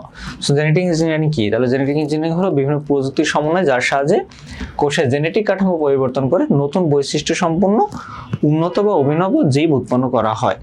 জেনেটিক ইঞ্জিনিয়ারিং যে পদ্ধতি প্রয়োগ করা হয় তাকে রিকম্বাইনেন্ট ডিএনএ বলা হয়। এই নামটা মনে রাখবে, রিকম্বাইনেন্ট ডিএনএ প্রযুক্তি বা জিন ক্লোনিং বলা হয়। এটা ক নম্বরে আসে যে জিন ক্লোনিং কি? জেনেটিক ইঞ্জিনিয়ারিং এর জন্য যে পদ্ধতি প্রয়োগ করা হয় তাকে জিন ক্লোনিং প্রযুক্তি বলা হয়। এখন দেখুন, এই জেনেটিক ইঞ্জিনিয়ারিং এর সাথে কিছু সম্পর্কিত টার্ম আছে বা কিছু নাম আছে যেগুলো আমাদের জানতে হবে। যেমন প্রাণী বা উদ্ভিদের ক্ষুদ্রতম একক হলো কোষ, আমরা সবাই জানি। এটা হলো একদম আমাদের সাধারণ বিজ্ঞানে যে বিষয়গুলো আছে, যে প্রাণী বা উদ্ভিদের ক্ষুদ্রতম একক হচ্ছে কোষ। কোষের প্রাণকেন্দ্রে নিউক্লিয়াস থাকে, আর নিউক্লিয়াসের ভিতরে কিছু প্যাঁচানো বস্তু থাকে যাকে আমরা ক্রোমোজোম বলি। আর এই ক্রোমোজোমের মধ্যেই থাকে হচ্ছে আমাদের ফাইনালি ডিএনএ। আর এই ডিএনএ পরিবর্তনের মাধ্যমে আমাদের এই বায়োলজিক্যাল কাজগুলো করা হয়ে থাকে। এখন দেখো, যখন তুমি রিকম্বাইন্ড ডিএনএ প্রযুক্তি করবা বা এই যে আমরা যে বায়োটেকনোলজি বলি বা জেনেটিক ইঞ্জিনিয়ারিং বলি, যেটাই করি না কেন, এটা যখন প্রয়োগ করা হয় তখন এটা কিভাবে করা হয়? দেখো, 6টা ধাপ অনুসরণ করা হয়। প্রথম ধাপে ডিএনএ নির্বাচন করা হয়, যে তুমি কোন, ধরো একটা উন্নত জাতের হচ্ছে আপেল আবিষ্কার করা হচ্ছে, উন্নত জাতের আপেল রয়েছে, কিন্তু একটা উন্নত জাতের যে এই আপেলের একটা আপডেট ভার্সন তৈরি করতে হবে। সেক্ষেত্রে কি করা হয়? প্রথমে ডিএনএ নির্বাচন করা হয়, যে কোন আপেলের ডিএনএটা ব্যবহার করা হবে। তারপর হচ্ছে ডিএনএর বাহক নির্বাচন। এখন আমরা তো এখানে আবিষ্কার বলতে তো এমন না যে পুরোপুরি আবিষ্কার করা, এখানে মূলত অনেকগুলো উদ্ভিদের সমন্বয় বা দুইটা ভেরিয়েন্টের সময় নতুন করে একটা ভেরিয়েন্ট তৈরি করা হয়। এখানে একদম নিউ আবিষ্কার না, জাস্ট সংকর একটা জাত তৈরি করা হয় আমাদের ডিএনএ প্রযুক্তির মাধ্যমে। সো এখানে ডিএনএর বাহক নির্বাচন করা হয়, যে আমরা তো ডিএনএ সংগ্রহ করছি, এখন এই ডিএনএটা স্থাপন করা হবে কোন বস্তুর উপরে। তারপরে ডিএনএর খণ্ডকর্তন। তারপরে তুমি যেই ডিএনএটা নির্বাচন করেছিলে সেই ডিএনএ থেকে কিছু অংশ কালেক্ট করা হয়। কালেক্ট করার পরে এই খণ্ডকৃত ডিএনএ এই বাহক যেই উদ্ভিদটি আছে, যা বাহক যে প্রাণীটি আছে, তারপরে প্রতিস্থাপন করা হয়। তাহলে এই উন্নত জাতের বিষয়টা অনুন্নত জাত যেটা ছিল সেটার পরে প্রতিস্থাপন করা হলো, যাতে তার হচ্ছে পোষক দেহ রিকম্বাইন্ড ডিএনএ স্থানান্তর করতে পারে। এরপরে পোষক দেহে রিকম্বাইন্ড ডিএনএ স্থানান্তর করা হয়। স্থানান্তর করার পরে এই রিকম্বাইন্ড ডিএনএর সংখ্যা বৃদ্ধি এবং মূল্যায়ন করা হয়, যে এই যে আমরা ডিএনএ প্রতিস্থাপন করলাম, একটা বস্তু থেকে কেটে নিয়ে অন্য বস্তুতে দিলাম, এবং সেটাকে ডিএনএটাকে সমন্বয় করতে পারছি কিনা, তার শরীরে এটা বৃদ্ধি ঘটছে কিনা, এই বিষয়গুলো বৃদ্ধি মূল্যায়ন করা হয় এবং পর্যবেক্ষণ করা হয়। সো জেনেটিক ইঞ্জিনিয়ারিং এর ব্যবহার কোথায়? মনে রাখবে, জেনেটিক ইঞ্জিনিয়ারিং থেকে যখন প্রশ্ন আসবে, তোমার প্রশ্নে উদ্ভিদ বা প্রাণীর কথা উল্লেখ থাকবে। উদ্ভিদ বা প্রাণী, উন্নত উদ্ভিদ বা উন্নত প্রাণী বা উন্নত জাতের ফসল বা এরকম কৃষি রিলেটেড একটা টার্ম থাকবে। যখন দেখবে যে কৃষি রিলেটেড, কৃষির উন্নয়ন রিলেটেড কোনো টার্ম আছে, তখন বুঝে নিবে যে সেখানে আমাদের জেনেটিক ইঞ্জিনিয়ারিং সম্পর্কে বলা হচ্ছে। এরপরে আসছে আমাদের ন্যানো টেকনোলজি বা ন্যানো প্রযুক্তি। দেখো, ন্যানো টেকনোলজি বা ন্যানো প্রযুক্তি, তাহলে পারমাণবিক বা আণবিক স্কেলে অতি ক্ষুদ্র ডিভাইস তৈরি করার জন্য ধাতব বস্তুকে সুনিপুণভাবে কাজে লাগানোর বিজ্ঞান বা প্রযুক্তিকে ন্যানো টেকনোলজি বলে। তোমরা এই সংজ্ঞাটা ইউজ করতে পারো। আর যদি চাও যে আরো শর্টে ইউজ করবো, তাহলে এই সংজ্ঞাটা ইউজ করতে পারো। বিজ্ঞান ও প্রযুক্তি ব্যবহার করে 1 থেকে 100 ন্যানোমিটার আকৃতির কোনো কিছু তৈরি করা বা ব্যবহার করাকে ন্যানো টেকনোলজি বলে। বা তোমরা যদি আরো শর্ট করতে চাও, এইভাবে লিখতে পারো, বিজ্ঞান ও প্রযুক্তি ব্যবহার করে ন্যানোমিটার স্কেলে কোনো কিছু তৈরি করা বা ব্যবহার করার প্রযুক্তিকে ন্যানো টেকনোলজি বলে। তিনটাই সহজ সঙ্গে তোমাদের জন্য ফাইন্ড আউট করে দিয়েছি। তোমরা যেইটা তোমাদের কাছে ভালো লাগে তোমরা সেটা লিখতে পারো। তাহলে এই ন্যানো টেকনোলজি শুরুটা হয়েছিল কিভাবে? এই ন্যানো টেকনোলজি শুরুটা হয়েছিল পদার্থবিদ রিচার্ড ফাইনম্যানের হাত ধরে। পদার্থবিদ রিচার্ড ফাইনম্যানের হাত ধরে আমাদের এই ন্যানো টেকনোলজি উদ্ভাবন হয়। তার একটা হচ্ছে তোমার বর্ণনা ছিল, যেখানে হচ্ছে there is plenty of rooms at the bottom. এই আলোচনায় তিনি প্রথম এই ন্যানো টেকনোলজির ধারণা নিয়ে আসেন। এটা একটা তোমার সেমিনার, এই সেমিনারে তিনি সর্বপ্রথম এই ন্যানো টেকনোলজির ধারণাটি আমাদের সামনে নিয়ে আসেন এবং পরবর্তীতে এটাকে বর্ধিত করে ন্যানো টেকনোলজিগুলো তৈরি হয়েছে। দেখো, ন্যানো টেকনোলজির 2টা পদ্ধতি আছে। ন্যানো টেকনোলজি যে সিস্টেমটি আছে এই সিস্টেমে দুইটা পদ্ধতি প্রয়োগ করা হয়, যার একটা হচ্ছে বটম আপ, আর বটম আপ বলতে নিচ থেকে উপরে, আরেকটা হলো অপরটি হচ্ছে টপ টু বটম অর্থাৎ উপর থেকে নিচে। এখন এই দুইটা যদি আমরা ব্যাখ্যা করি তাহলে একটা হলো বটম টু আপ, ক্ষুদ্র থেকে বৃহৎ, অর্থাৎ ক্ষুদ্র ক্ষুদ্র ন্যানো পার্টিকেলগুলোকে এক জায়গায় করে যখন বড় কোনো কিছু তৈরি করা হয় তখন সেটাকে বলা হয় বটম টু আপ। ঠিক আছে, ক্ষুদ্র থেকে বৃহৎ, বটম টু আপ মনে রাখবা। আর এরপরে হচ্ছে আমাদের বৃহৎ থেকে ক্ষুদ্র অর্থাৎ টপ টু ডাউন। এখন বড় কোনো বিষয়কে, বড় কোনো যন্ত্রকে যখন ধীরে ধীরে ধীরে ধীরে ছোট করে ফেলা হয়, আকৃতি ছোট করে ফেলা হয়, বৈশিষ্ট্য অক্ষুণ্ণ রেখে আকৃতি ছোট করে ফেলা হয়, তখন সেটাকে বলা হয় বৃহৎ থেকে ক্ষুদ্র। মানে একবার আমাদের বর্তমান যে ইলেকট্রনিক যন্ত্রপাতিগুলো আছে সব ক্ষেত্রে টপ ডাউন প্রযুক্তির ব্যবহার হচ্ছে, অর্থাৎ বড় জিনিসকে ধীরে ধীরে ছোট করে ফেলা হচ্ছে। দেখো আমাদের এই যে কম্পিউটার যখন প্রথম আবিষ্কার করা হয় তখন কিন্তু এটা বিল্ডিং এর মতো আকৃতি ছিল। এখন তোমার হাতে যে স্মার্টফোন আছে এই স্মার্টফোনটাই কিন্তু কম্পিউটারের সর্বশেষ লেটেস্ট ভার্সন, একদম ছোট আকারে চলে আসছে। তাহলে কি আস্তে আস্তে আস্তে আস্তে এটাকে ছোট করে ফেলা হচ্ছে, পার্টসগুলো ন্যানোমিটারে নিয়ে আসা হচ্ছে। সো এটাই হচ্ছে আমাদের ন্যানো টেকনোলজির ব্যবহার। এই যে তোমার ফোনে যে সিপিইউটি আছে, যে প্রসেসর আছে, সবকিছু কিন্তু ন্যানো টেকনোলজির মাধ্যমে তৈরি করা। এখন আমরা আসি ন্যানো টেকনোলজির সুবিধা কি। ন্যানো টেকনোলজির সুবিধাগুলো হচ্ছে যে ন্যানো টেকনোলজি প্রয়োগের ফলে উৎপাদিত যে ইলেকট্রনিক যন্ত্রপাতিগুলো তৈরি করা হয় এগুলো অধিক মজবুত, টেকসই এবং আকারে তুলনামূলক ছোট এবং ওজনে হালকা হয়। যেমন আমরা আমাদের যে ফোনের উদাহরণ দিলাম, এটা হচ্ছে সব থেকে উৎকৃষ্ট উদাহরণ। এক সময় কম্পিউটার ছিল, কম্পিউটারকে ধীরে ধীরে ডেস্কে রূপান্তর হলো, ডেস্ক থেকে ল্যাপটপে রূপান্তর হলো, ল্যাপটপ থেকে ট্যাব থেকে একদম সর্বশেষ ছোট আকৃতিতে ফোনে চলে আসছে। মানে যত সময় গেছে এটা কিন্তু বিদ্যুৎ সাশ্রয়ী হয়েছে, ওজনে হালকা হয়েছে, মজবুত হয়েছে, এই বিষয়গুলো। তারপরে ন্যানো টেকনোলজির প্রয়োগ উৎপাদিত স্মার্ট যে ওষুধগুলো তৈরি করা হয় ন্যানো টেকনোলজির প্রয়োগ করে, এগুলো হচ্ছে স্মার্ট ড্রাগ। এই স্মার্ট ড্রাগগুলো ব্যবহার করে কি করা হয়, ক্যান্সার এবং দুরারোগ্য ব্যাধি হতে দ্রুত আরোগ্য লাভ করা যায়, কারণ এটা ন্যানো টেকনোলজির মাধ্যমে তৈরি করা, এটা অনেক পাওয়ারফুল ড্রাগস, মেডিসিন। তারপর ন্যানো টেকনোলজি প্রয়োগের ফলে খাদ্যজাত পণ্যের গুণাগুণ রক্ষা ও স্বাদ বৃদ্ধি করা সম্ভব হচ্ছে। দেখো আমরা যেই খাদ্যজাত পণ্যগুলো ব্যবহার করি, যে প্যাকেজড আইটেমগুলো ব্যবহার করি, দেখবো প্যাকেজ আইটেমের যেই প্যাকেটটা ইউজ করা হয়, প্যাকেটটা কিন্তু ন্যানো টেকনোলজি দিয়ে তৈরি করা, অর্থাৎ ন্যানো পার্টিকেল দিয়ে তৈরি করা। তার কারণে এর ভেতরে যে খাদ্যগুলো থাকে, খাদ্যগুলো অক্ষুণ্ণ থাকে, মান অক্ষুণ্ণ থাকে, কোনো পরিবর্তন ঘটে না, কারণ ওখানে একই সাথে গ্যাস এবং এই প্যাকেজিংটা করা হচ্ছে ন্যানো টেকনোলজির মাধ্যমে। তারপর হচ্ছে nano transistor, nano diode, plasma display, quantum computing ইত্যাদি ব্যবহার ফলে ইলেকট্রনিক শিল্পে বৈপ্লবিক পরিবর্তন ঘটেছে। যে আমরা দেখতে পাচ্ছি যে যত দিন যাচ্ছে কোয়ান্টাম কম্পিউটার আসছে, তারপর হচ্ছে উন্নত র্যাম আসছে, রম আসছে, যেগুলোর মাধ্যমে কম্পিউটার প্রসেসিং স্পিড বাড়ছে। এই যে পার্টিকেলগুলো তৈরি করা যায়, যে পার্টসগুলো, এই সবগুলো পার্টস কিন্তু ন্যানো টেকনোলজির মাধ্যমে তৈরি করা হচ্ছে। তারপর হচ্ছে ন্যানো প্রযুক্তি দ্বারা ফুয়েল সেল, সোলার সেল ইত্যাদি তৈরি করা হচ্ছে। দেখো আমাদের খুবই পরিচিত হলো সোলার প্যানেল। এই সোলার যে প্যানেল আমরা ব্যবহার করি, এই সোলার প্যানেলও কিন্তু ন্যানো প্রযুক্তির মাধ্যমে তৈরি করা, ন্যানো টেকনোলজি। তারপরে পানি ও বায়ু দূষণ রোধ করা সম্ভব হচ্ছে। এবং সর্বশেষ হচ্ছে ন্যানো টেকনোলজি প্রয়োগের ফলে উৎপাদিত ন্যানো রোবট প্রতিরক্ষা ব্যবস্থা এবং চিকিৎসা ক্ষেত্রে কার্যকরীভাবে ব্যবহার করা হচ্ছে। এই যে আমাদের ক্যান্সার চিকিৎসা করার জন্য, ফুসফুসের ক্যান্সার বা যকৃতের ক্যান্সারের জন্য আগে ওটাকে কেটে অপারেশন করা লাগতো, কিন্তু বর্তমানে এই ন্যানো রোবটের মাধ্যমে আমাদের ব্লাডের মাধ্যমে রোবটটাকে পাঠিয়ে দেওয়া হয়, ব্লাডের মাধ্যমে। মানে এত ছোট রোবট, বুঝতে পারছো কত পরিমাণে ক্ষুদ্র। এই রোবটটা শরীরের ভেতরে যে ক্যান্সার কোষটাকে ধ্বংস করে চলে আসে। তবে এটা ছিল আমাদের ন্যানো টেকনোলজির ব্যবহার। তোমার প্রশ্নে কোনো একটা এক্সাম্পল দিয়ে দিবে, তখন তোমাকে প্রথমে ন্যানো টেকনোলজির সংজ্ঞা লিখতে হবে, তারপর ন্যানো টেকনোলজির সুবিধাগুলো লিখতে হবে। সুবিধা বা ব্যবহার দুইটাই একই। কৃত্রিম বুদ্ধিমত্তা সম্পর্কে আমরা শুরুতে আলোচনা করছি, সো এটা আমরা স্কিপ করছি, এটা আমরা অলরেডি আলোচনা করে ফেলছি, কৃত্রিম বুদ্ধিমত্তা।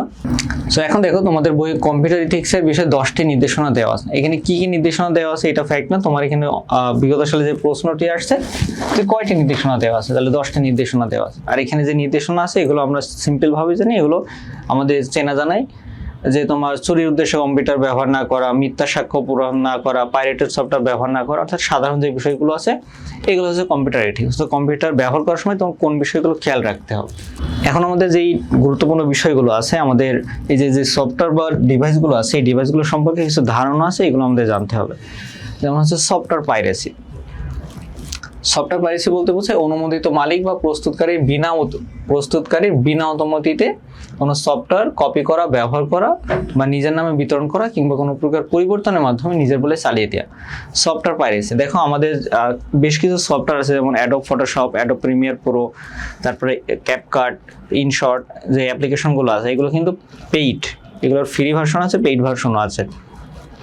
সো আমরা যে ফ্যাসিলিটিসগুলো আছে এগুলো কিন্তু পেইড ভার্সনে থাকে। সো আমরা যেটা করি, আমরা অনলাইন থেকে বিভিন্ন পাইরেটেড সফটওয়্যার কিনি, যেটা এর এই যে প্রিমিয়াম ভার্সনগুলো ব্যবহার করতে দেয়।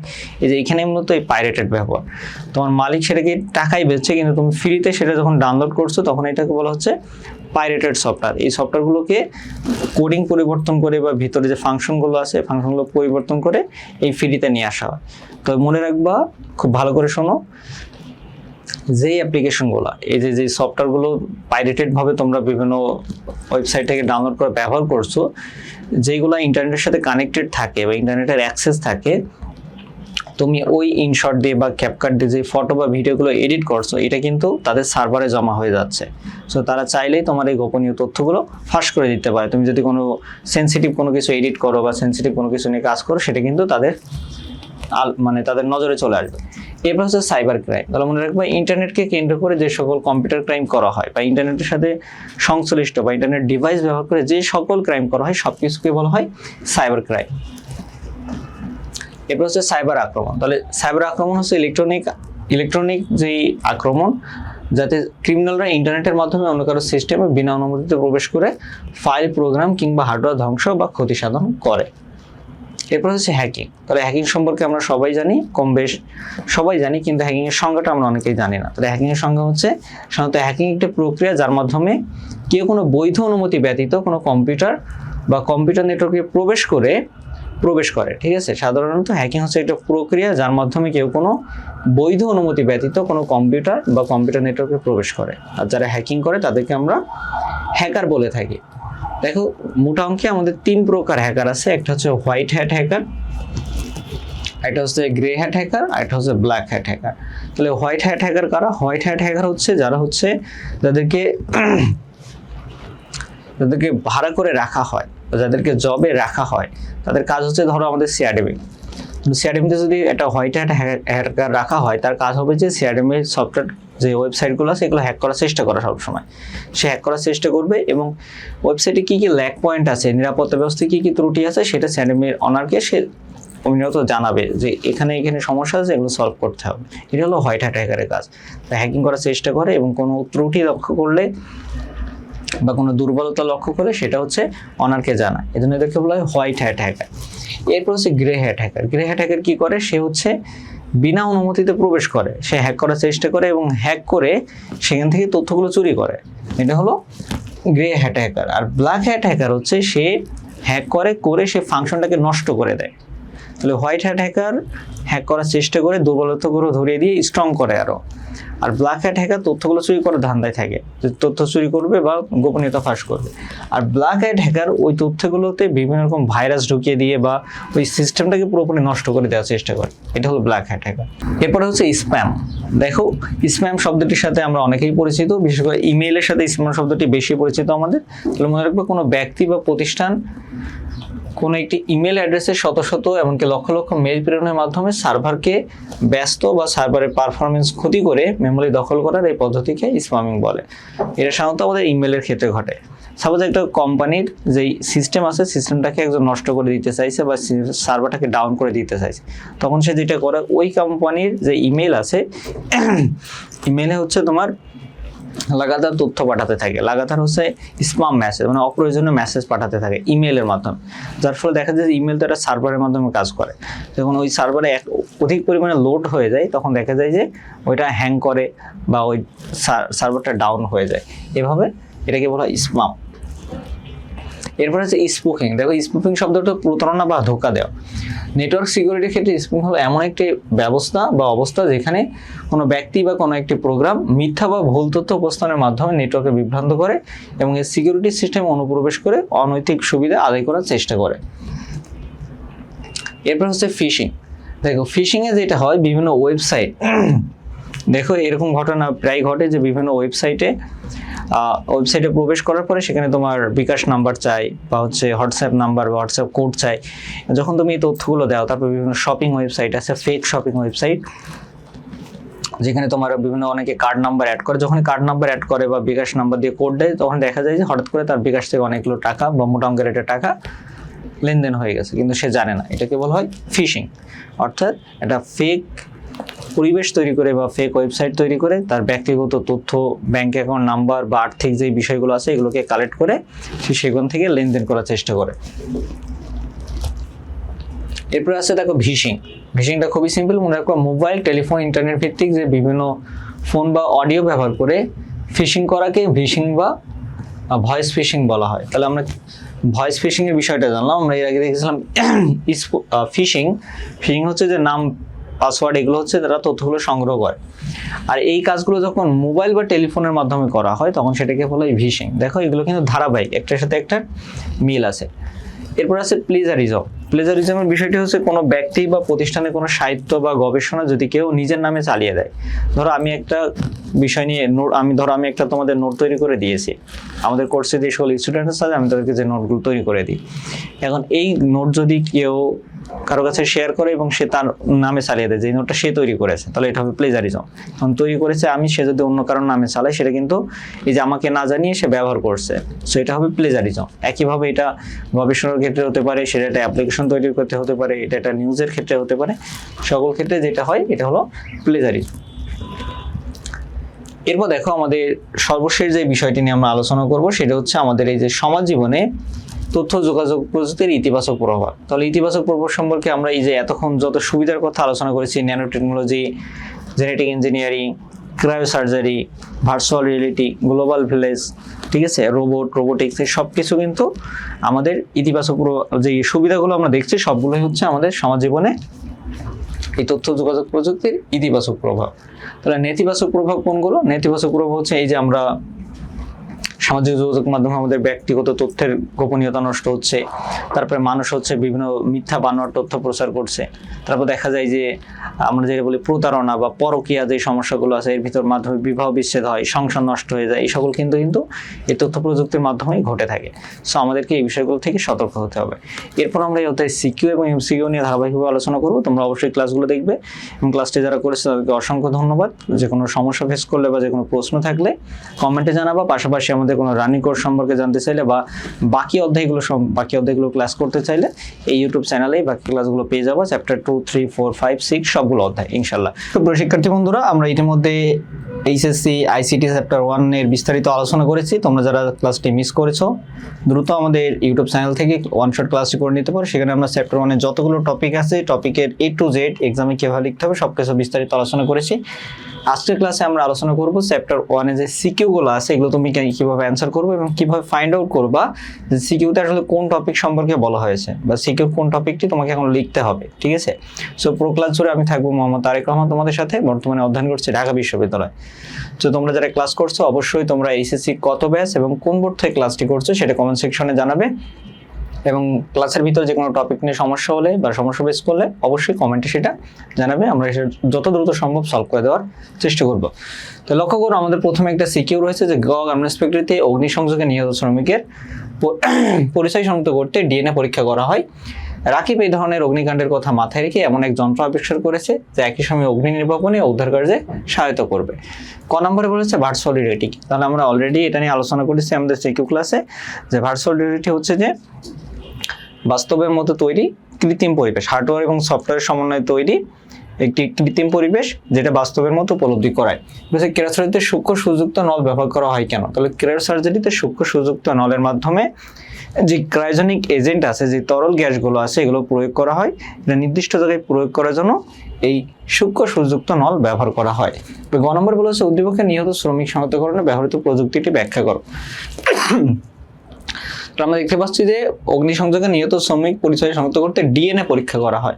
তাহলে আমরা কনসেপ্ট আলোচনা করার সময় বলেছিলাম যে শনাক্তকরণের যে বিষয়টি আছে, শনাক্তকরণ, নিরাপত্তা, এই সকল যে টপিকগুলো আছে এগুলো যদি তোমার প্রশ্নমূলক থাকে, যে কোনো অফিসে প্রবেশ, কোনো ল্যাবে প্রবেশ, স্কুলের অ্যাটেন্ডেন্স, অফিসের অ্যাটেন্ডেন্স, উপস্থিতি নির্ধারণ, শনাক্তকরণ, অদ্বিতীয়ভাবে চেনা, পিতৃত্ব মাতৃত্ব নির্ধারণ, এই সকল টপিকগুলো যদি থাকে তাহলে সেটা হচ্ছে আমাদের বায়োমেট্রিক্স। তাহলে এটা তুমি যখন অ্যান্সার করবো তোমাকে লিখতে হবে উদ্দীপকের নিহত শ্রমিক শনাক্তকরণের ব্যবহৃত প্রযুক্তিটি হলো বায়োমেট্রিক্স। এরপর তোমাকে সেকেন্ড প্যারাতে বায়োমেট্রিক্সের সংজ্ঞা দিতে হবে যে বায়োমেট্রিক্স কি বা বায়োমেট্রিক্স কাকে বলে। এরপরে তুমি দিবা বায়োমেট্রিক্সের কিছু প্রকারভেদ, যে বায়োমেট্রিক দুই ধরনের, একটা হলো শারীরবৃত্তীয়, একটা হলো আচরণিক। এবার এখানে বলবো যে এখানে শারীরবৃত্তীয় যেই বায়োমেট্রিক্স আছে সেটা ব্যবহার করা হয়েছে। এরপর তুমি বায়োমেট্রিক্সের কিছু ব্যবহার লিখে দিবা, তাহলে হয়ে যাবে।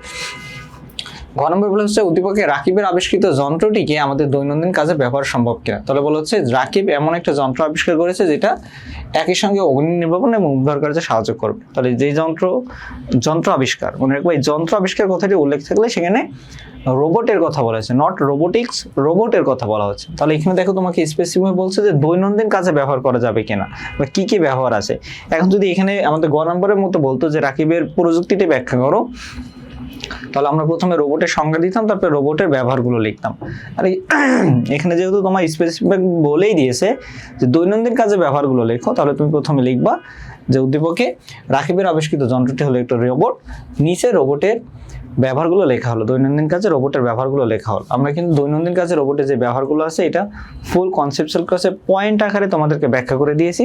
সো তোমরা কনসেপ্ট ক্লাসটি করে ওই পয়েন্টগুলো নোট করে নিবে।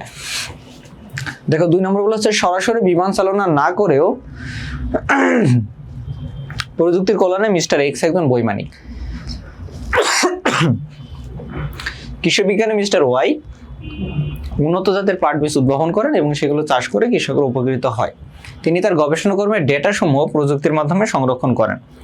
তারপরে হচ্ছে নিউরাল নেট কি। তাহলে নিউরাল নেট হলো আমাদের যেই আর্টিফিশিয়াল ইন্টেলিজেন্স আছে, আর্টিফিশিয়াল ইন্টেলিজেন্সের একটা স্তর। ওকে, তারপর হচ্ছে টপ টু ডাউন পদ্ধতিতে কাজ করার প্রযুক্তিটি ব্যাখ্যা করো। তাহলে আমরা যে ন্যানো টেকনোলজি পড়েছিলাম, ন্যানো টেকনোলজিতে এই দুইটা ভেরিয়েন্ট ছিল, একটা হলো টপ টু ডাউন আর এটা হচ্ছে bottom to up. Bottom to up এবং টপ টু ডাউন। তাহলে বটম টু আপে আমরা বলেছিলাম যে ছোট জিনিসকে একত্র করে, অর্থাৎ ন্যানো পার্টিকেলগুলোকে একত্র করে বড় জিনিসগুলো আবিষ্কার করা হয়। আর টপ টু ডাউনের ক্ষেত্রে আমাদের যে বড় বড় যন্ত্রগুলোকে আছে, বড় বড় যন্ত্রগুলোতে ন্যানো টেকনোলজি প্রয়োগ করে ধীরে ধীরে এগুলোকে ছোট আকৃতিতে নিয়ে আসা হয়, যেটা আমাদের বর্তমান ইলেকট্রনিক্স ডিভাইসগুলোতে ঘটছে। গ নম্বর বলেছে উদ্দীপকের বিমান প্রশিক্ষণ প্রযুক্তিটি ব্যাখ্যা করো। তাহলে তোমাদেরকে আমি কনসেপ্ট আলোচনার সময় বলেছিলাম, আবারও বলছি, যখনই দেখবো কোনো প্রশিক্ষণের কথা উল্লেখ থাকবে, সেটা কার ড্রাইভিং হতে পারে, বাইক ড্রাইভিং হতে পারে, বিমান ড্রাইভিং হতে পারে, যে কোনো প্রশিক্ষণ এবং ড্রাইভিং এর কথা যদি উল্লেখ থাকে, পাশাপাশি কৃত্রিম পরিবেশের কথা যদি উল্লেখ থাকে, তাহলে সেই প্রযুক্তিটা হবে আমাদের ভার্চুয়াল রিয়েলিটি। সেটা আমাদের হবে ভার্চুয়াল রিয়েলিটি। তাহলে এখানে তোমাকে ভার্চুয়াল রিয়েলিটি সম্পর্কে লিখতে হবে। তাহলে তুমি প্রথমে লিখবে উদ্দীপকের বিমান প্রশিক্ষণ প্রযুক্তিটি হলো ভার্চুয়াল রিয়েলিটি। এরপর তুমি ভার্চুয়াল রিয়েলিটির সংজ্ঞা দিবে। ভার্চুয়াল রিয়েলিটির সংজ্ঞা দেওয়ার পরে ভার্চুয়াল রিয়েলিটির কিছু ব্যবহার তুমি লিখে দিবে। এই অধ্যায়ের আমাদের চ্যাপ্টার 1-এর টপিকগুলো লেখা নিয়মে এমন, প্রথমে তোমাকে জ্ঞানমূলকটা লিখতে হবে যে আসলে উদ্দীপকে কোন টপিক নিয়ে বলা হচ্ছে। এরপরে দ্বিতীয় সেক্টরে মানে দ্বিতীয় স্তরে তুমি সেই টপিকটির সংজ্ঞা দিবে। তৃতীয় স্তরে তুমি হচ্ছে ওইটা যদি কোনো ব্যবহার থাকে বা সুবিধা থাকে সেগুলো লিখে দিতে হবে। এই 3টা স্তর করে তুমি যদি লিখতে পারো তাহলে তুমি ফুল মার্ক পাবো চ্যাপ্টার 1 থেকে। দেখো গ নম্বর বলা হচ্ছে মিস্টার ওয়াই এর কর্মকাণ্ড যে প্রযুক্তির সময় নির্দেশিত হয়েছে তা একে অপরের পরিপূরক। তাহলে মিস্টার ওয়াই সম্পর্কে দেখো দুইটা কথা বলা হয়েছে। একটা হচ্ছে কৃষি বিজ্ঞানী মিস্টার ওয়াই উন্নত জাতের পাট বীজ উদ্ভাবন করেন এবং সেগুলো চাষ করে কৃষকরা উপকৃত হয়। তাহলে তোমাদেরকে বলেছি, আবার বলছি, মনে রাখবা, যেখানে কৃষি উদ্ভাবন সম্পর্কে কিছু লেখা থাকবে, কৃষি উদ্ভাবন বা কৃষি উন্নতি বা কৃষির অগ্রগতি, উন্নত জাতের পাট, উন্নত জাতের বীজ, উন্নত জাতের ফসল, উন্নত জাতের গাভী, উন্নত জাতের আম, যে কোনো কৃষি রিলেটেড বিষয়গুলো লেখা থাকবে, সেটা হলো আমাদের জেনেটিক ইঞ্জিনিয়ারিং। আর দ্বিতীয় যে বিষয়টা বলা হয়েছে যে তিনি তার গবেষণা কর্মে ডেটা সমূহ প্রযুক্তির মাধ্যমে সংরক্ষণ করেন। আর যখনই দেখবা ডেটা সংরক্ষণ, ডেটা প্রক্রিয়াকরণ, ডেটা বিশ্লেষণ, তথ্য সংরক্ষণ, তথ্য প্রক্রিয়াকরণ, তথ্য বিশ্লেষণ, এই ধরনের কথা থাকবে, সেটা হবে বায়ো ইনফরমেটিক্স। ঠিক আছে, একটা হচ্ছে জেনেটিক ইঞ্জিনিয়ারিং, অন্যটি হচ্ছে বায়ো ইনফরমেটিক্স।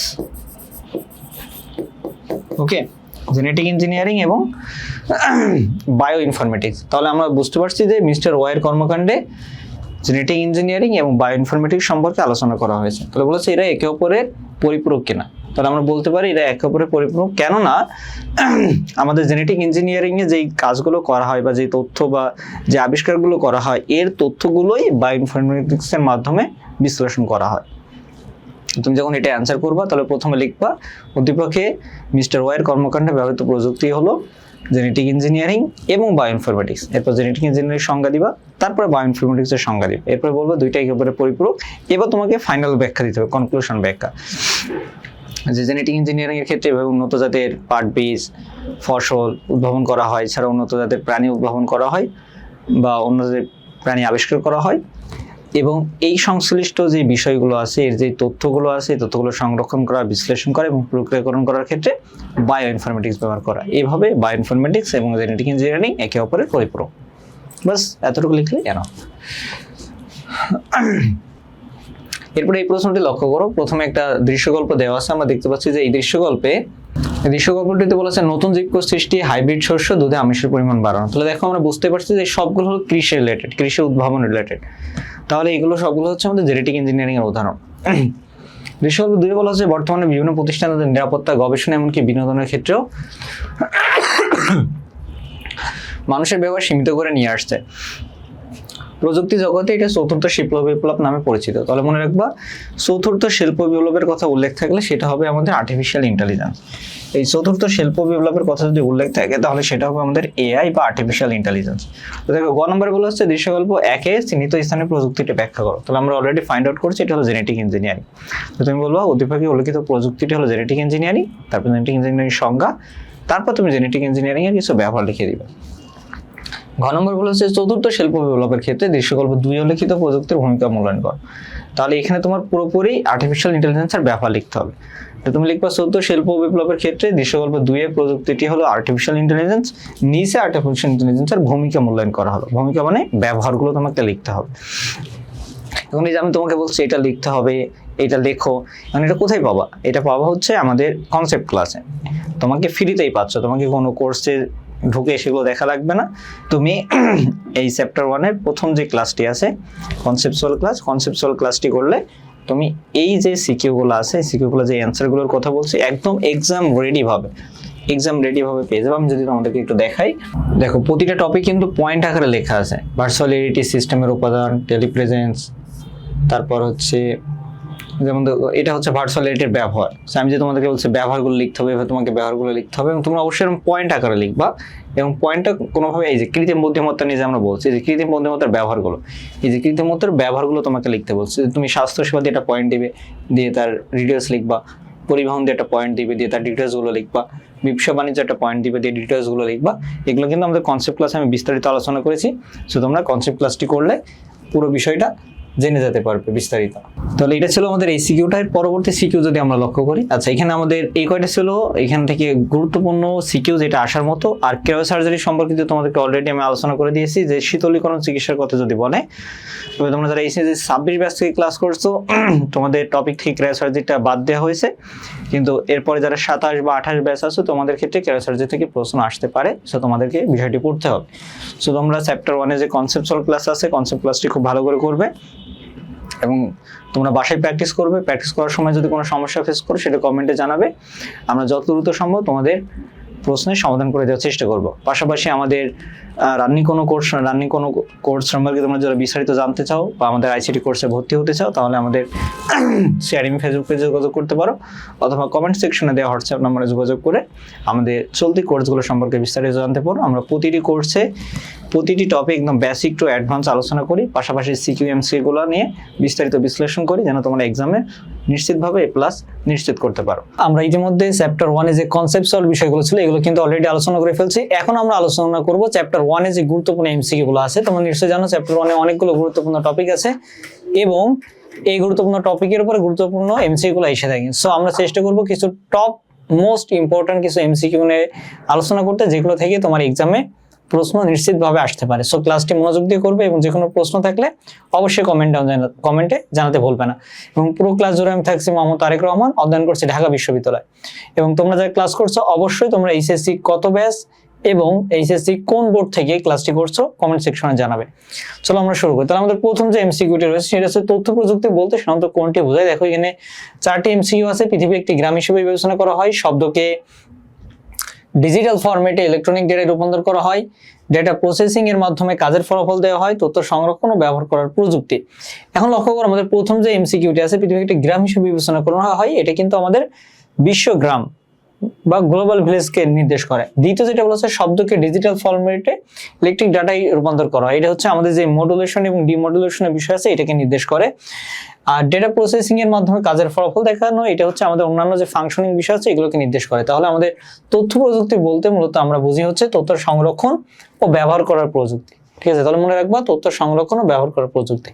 এখন দেখো তোমরা যখন হচ্ছে এমসিকিউ গুলো পড়বা, খুব গুরুত্বপূর্ণ একটা পরামর্শ হচ্ছে, সেটা আইসিটি হোক বা যে কোনো সাবজেক্ট, তোমরা যখন এমসিকিউ পড়বা তোমরা অবশ্যই এমসিকিউর প্রশ্ন এবং উত্তর পড়বা, শুধুমাত্র প্রশ্ন এবং উত্তর পড়বা। আমি তোমাদেরকে বিশ্লেষণ করে দিচ্ছি যেন হচ্ছে তোমরা কোনোভাবে কনফিউশন না হয়ে যাও।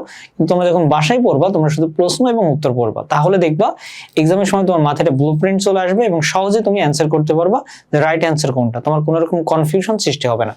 সো এরপর আমাদের দ্বিতীয় যে এমসিকিউ আছে হচ্ছে তথ্য যোগাযোগ ব্যবস্থায় আমূল পরিবর্তন ঘটিয়েছে কোনটি। তো দেখো আমাদের যে তথ্য এবং যোগাযোগ ব্যবস্থা আছে এটা আমূল পরিবর্তন ঘটিয়েছে ভয়েস ওভার ইন্টারনেট প্রোটোকল ব্যবহার। এই যে তথ্য যোগাযোগ ব্যবস্থায় আমাদের যে ভয়েস ওভার ইন্টারনেট প্রোটোকলের যে ব্যবহারগুলো আমরা দেখতে পাচ্ছি, বর্তমানে আমরা ভয়েস সার্চের মাধ্যমে ইউটিউব, গুগল, ফেসবুক সব জায়গাতে কিন্তু ভয়েস সার্চ করতে পারছি। এর মাধ্যমে একটা ভয়েস ওভার প্রোটোকল তৈরি হয়েছে এবং আমরা সহজে আমাদের কাঙ্ক্ষিত যেই বিষয়বস্তু সেটা আমরা খুঁজে পেতে পারছি বিভিন্ন সার্ভার থেকে। সো এরপরে আমাদের গুরুত্বপূর্ণ এমসিকিউ হচ্ছে তথ্য যোগাযোগ প্রযুক্তির অন্তর্গত বিষয়। তাহলে তথ্য যোগাযোগ প্রযুক্তির যে সংজ্ঞা আছে, আমরা জানি তথ্যকে সংগ্রহ করা, তারপরে হচ্ছে এটাকে প্রক্রিয়াকরণ করা, এক স্থান থেকে অন্য স্থানে পাঠানো, সবকিছু কিন্তু তথ্য যোগাযোগ প্রযুক্তির অন্তর্ভুক্ত। তাহলে দেখো তথ্য সংরক্ষণ করা, তথ্য প্রক্রিয়াজাত করা, তথ্য সময় ইনপুট দেওয়া। তাহলে তোমাদের মনে হতে পারে যে তথ্য সময় ইনপুট দেওয়া এটা আবার কেমন। তো লক্ষ্য করো আমাদের যে প্রশ্নটি আছে এখানে 3টাই হচ্ছে রাইট অ্যান্সার, যার ভিতরে এই যে আমাদের তথ্য সময় সংরক্ষণ করা, অবশ্যই আমরা তথ্য প্রযুক্তির মাধ্যমে তথ্য সংরক্ষণ করি, প্রয়োগ করি এবং তথ্য সময় ইনপুট দিই। এখন লক্ষ্য করো তথ্য সময় যখন তুমি সংরক্ষণ করবা, সংগ্রহণ করতে হলে তো তোকে আগে ইনপুট দিতে হবে, ইনপুট দেওয়ার পরেই তো সেই তথ্য তুমি সংরক্ষণ করছো। সো এখানে 3টাই হচ্ছে আমাদের রাইট অ্যান্সার। সো এরপর লক্ষ্য মার্শাল ম্যাকলুহান কে ছিলেন। দেখো এটা সরাসরি আমাদের জ্ঞানমূলক থেকে আসছে যে মার্শাল ম্যাকলুহান যিনি হচ্ছে এই যে গ্লোবাল ভিলেজ যে ধারণাটি আছে এটা প্রবর্তক, তিনি আসলে কি ছিলেন, তিনি আসলে ছিলেন একজন দার্শনিক। তাহলে লক্ষ্য করো আমরা যেটা মনে করি যে তোমার কোনো কিছু উদ্ভাবন করতে হলে তোমাকে সায়েন্স নিয়ে পড়তে হবে, আমাদের যে ভ্রান্ত ধারণা। কিন্তু দেখো বড় বড় বিজ্ঞানীদেরকে তুমি যদি লক্ষ্য করো, সবাই যে সায়েন্সের স্টুডেন্ট ছিলেন বা সায়েন্স ব্যাকগ্রাউন্ড ছিলেন বা সায়েন্স রিলেটেড স্কুল কলেজে পড়াশোনা করেছেন এমন না। সায়েন্স বা সায়েন্স রিলেটেড স্কুল কলেজ বিভাগের বাইরে থেকেও দার্শনিক, তারপরে হচ্ছে আরো যে প্রযুক্তিবিদ, এইগুলো বিভিন্ন রকম যে অংশগুলো আছে এইসব থেকেও কিন্তু তারা, তারপরে সমাজে যে সমাজ বিজ্ঞানী আছে তারাও কিন্তু বিভিন্ন বিষয় উদ্ভাবন করেছেন যেগুলো আমরা ব্যবহার করছি এবং আমরা তার সুফল ভোগ করছি। সো যে কোনো কিছু উদ্ভাবন করতে হলে তোমাকে যে সায়েন্স নিয়ে পড়তে হবে বা প্রযুক্তিবিদ হতে হবে বা বৈজ্ঞানিক হতে হবে এমন কোনো না, তোমার ভিতরে ইনভেনশনের যেই আকাঙ্ক্ষা আছে এইটা থাকলেই এনাফ। সো এরপর দেখো কোনটি বিশ্বগ্রাম প্রতিষ্ঠার চিন্তাধারাকে উদ্বুদ্ধ করে। তাহলে লক্ষ্য করো ইন্টারনেটের মাধ্যমে যে যোগাযোগ ব্যবস্থার উন্নতি হয়েছে এটাই কিন্তু আমাদের বিশ্বগ্রাম যে চিন্তাধারা আছে এটাকে উদ্বুদ্ধ করে। এই ইন্টারনেটের মাধ্যমেই হচ্ছে আমরা এখন পরস্পরের সাথে সংযুক্ত হতে পারছি, আমাদের যোগাযোগ ব্যবস্থা আরো উন্নত হচ্ছে এবং আমাদের ভিতরে যে কানেক্টিভিটি আছে এটা বাড়ছে। এটাই কিন্তু আমাদের যে বিশ্বগ্রামের ধারণাটা, গ্লোবাল ভিলেজ, যে আমাদের পুরো বিশ্বে যত মানুষ আছে আমরা একটা প্রতিবেশীর মতো থাকবো, একটা গ্রামে যেমন প্রতিবেশীরা থাকে, এটাকে এগিয়ে নিয়ে যাচ্ছে। সো এরপর দেখো যে কোনো সভা কার্যক্রম বিশ্বগ্রামের অফিসে করতে হলে প্রয়োজন হবে কি। তুমি যদি একটা সভা কার্যক্রম করতে চাও তাহলে কি, video conferencing software, audio conferencing software, simulation software. তাহলে লক্ষ্য করো সিমুলেশন সফটওয়্যার কখন লাগে, তোমরা তো বুঝতে পারছো। তুমি যদি ভিডিও কনফারেন্সিং করতে চাও তাহলে 100% ভিডিও কনফারেন্সিং সফটওয়্যার লাগবে, অডিও কনফারেন্সিং করতে চাইলে অডিও কনফারেন্সিং সফটওয়্যার লাগবে। তো সিমুলেশনটা কোথায় লাগে? সিমুলেশন লাগে হচ্ছে আমাদের যে ভার্চুয়াল রিয়েলিটি আছে সেখানে সিমুলেশন লাগে। সো এখানে আমাদের রাইট অ্যান্সার হচ্ছে 1 ও 2, এখানে সিমুলেশন সফটওয়্যারের কোনো প্রয়োজন নাই। এরপর দেখো ভিডিও কনফারেন্সিং এর জন্য কোনটি প্রয়োজন হয়? Webcam, video capture card, microphone, card reader. তাহলে লক্ষ্য করো আমরা যখন ভিডিও কনফারেন্সিং করি তখন কিন্তু ক্যামেরা লাগবে, যেহেতু তুমি ক্যামেরার মাধ্যমে এটা ক্যাপচার হবে। তারপর ভিডিও ক্যাপচার কার্ড, এই যে ওয়েবক্যামের মাধ্যমে যখন ভিডিওটা যাবে এটা তো কোনো এক জায়গায় ক্যাপচার হতে হবে, তার জন্য ক্যাপচার কার্ড লাগবে। মাইক্রোফোনের মধ্যে সাউন্ড যাবে, কিন্তু আমাদের যে কার্ড রিডার আছে, কার্ড রিডার কিন্তু ভিডিও কনফারেন্সিং এ প্রয়োজন হয় না, কারণ কার্ড রিডারের কাজ হচ্ছে বিভিন্ন স্টোরেজ ডিভাইসের যেই ডেটাগুলো থাকে এটাকে রিড করা, যে সেখানে কি কি তথ্য আছে। এরপর দেখো অনলাইনে পারস্পরিক মিথস্ক্রিয়ায় শিক্ষা কার্যক্রম পরিচালনাকে কি বলে? দেখো এটা খুবই কমন কিন্তু খুবই কনফিউজিং একটা প্রশ্ন, এটা নিয়ে তোমরা অনেকে কনফিউজ হয়ে যাও। কারণ ই স্টাডি মানে অনলাইনে পড়াশোনা করা, ই লার্নিং মানে অনলাইনে পড়াশোনা করা, অনলাইন বলে কোনো ওয়ার্ড নাই। ইন্টারেক্টিভ ক্লাস মানে অনলাইনে যে ক্লাসগুলো করা হয় যেখানে দুইজন শিক্ষক এবং স্টুডেন্ট পরস্পর ইন্টারেকশন থাকে। দেখো সবগুলোই কিন্তু মোটামুটি কনফিউশনাল, কিন্তু মনে রাখতে হবে ই লার্নিং বলতে মূলত আমরা অনলাইনে শিক্ষা কার্যক্রমকে বোঝাই। ই লার্নিং কথাটা খুব ভালো করে মনে রাখবা, ই লার্নিং। সো এরপরে দেখো রোগী দূরের ডাক্তারের কাছ থেকে সেবা পেতে পারে কোনটির মাধ্যমে? তাহলে মনে রাখবা রোগীর কথাটা যখনই থাকবে, রোগী চিকিৎসা এই ধরনের ওয়ার্ড থাকলে সেটা হবে টেলিমেডিসিন। সেখানে তোমার video, online chatting, voice call যাই থাকুক না কেন সেটা হবে টেলিমেডিসিন, এটা মনে রাখবা। রোগী এবং চিকিৎসা এবং ডক্টর এই বিষয়গুলো থাকলে সে এমসিকিউর উত্তর হবে টেলিমেডিসিন। এখন দেখো আমাদের যে প্রশাসনের যে তথ্য যোগাযোগ প্রযুক্তির ব্যবহার রয়েছে এটাকে কি বলা হয়? এটা খুবই গুরুত্বপূর্ণ একটা প্রশ্ন, বিগত সালগুলোতে এসেছে যে প্রশাসনের তথ্য প্রযুক্তি যখন ব্যবহার হয় এটাকে আমরা সংক্ষেপে কি বলি? সেটাকে আমরা বলি ই গভর্নেন্স। খুব ভালো করে মনে রাখবা, আমাদের যে প্রশাসন আছে, প্রশাসনে যখন আমরা তথ্য প্রযুক্তির ব্যবহার করি তখন সেটাকে বলা হয় ই গভর্নেন্স।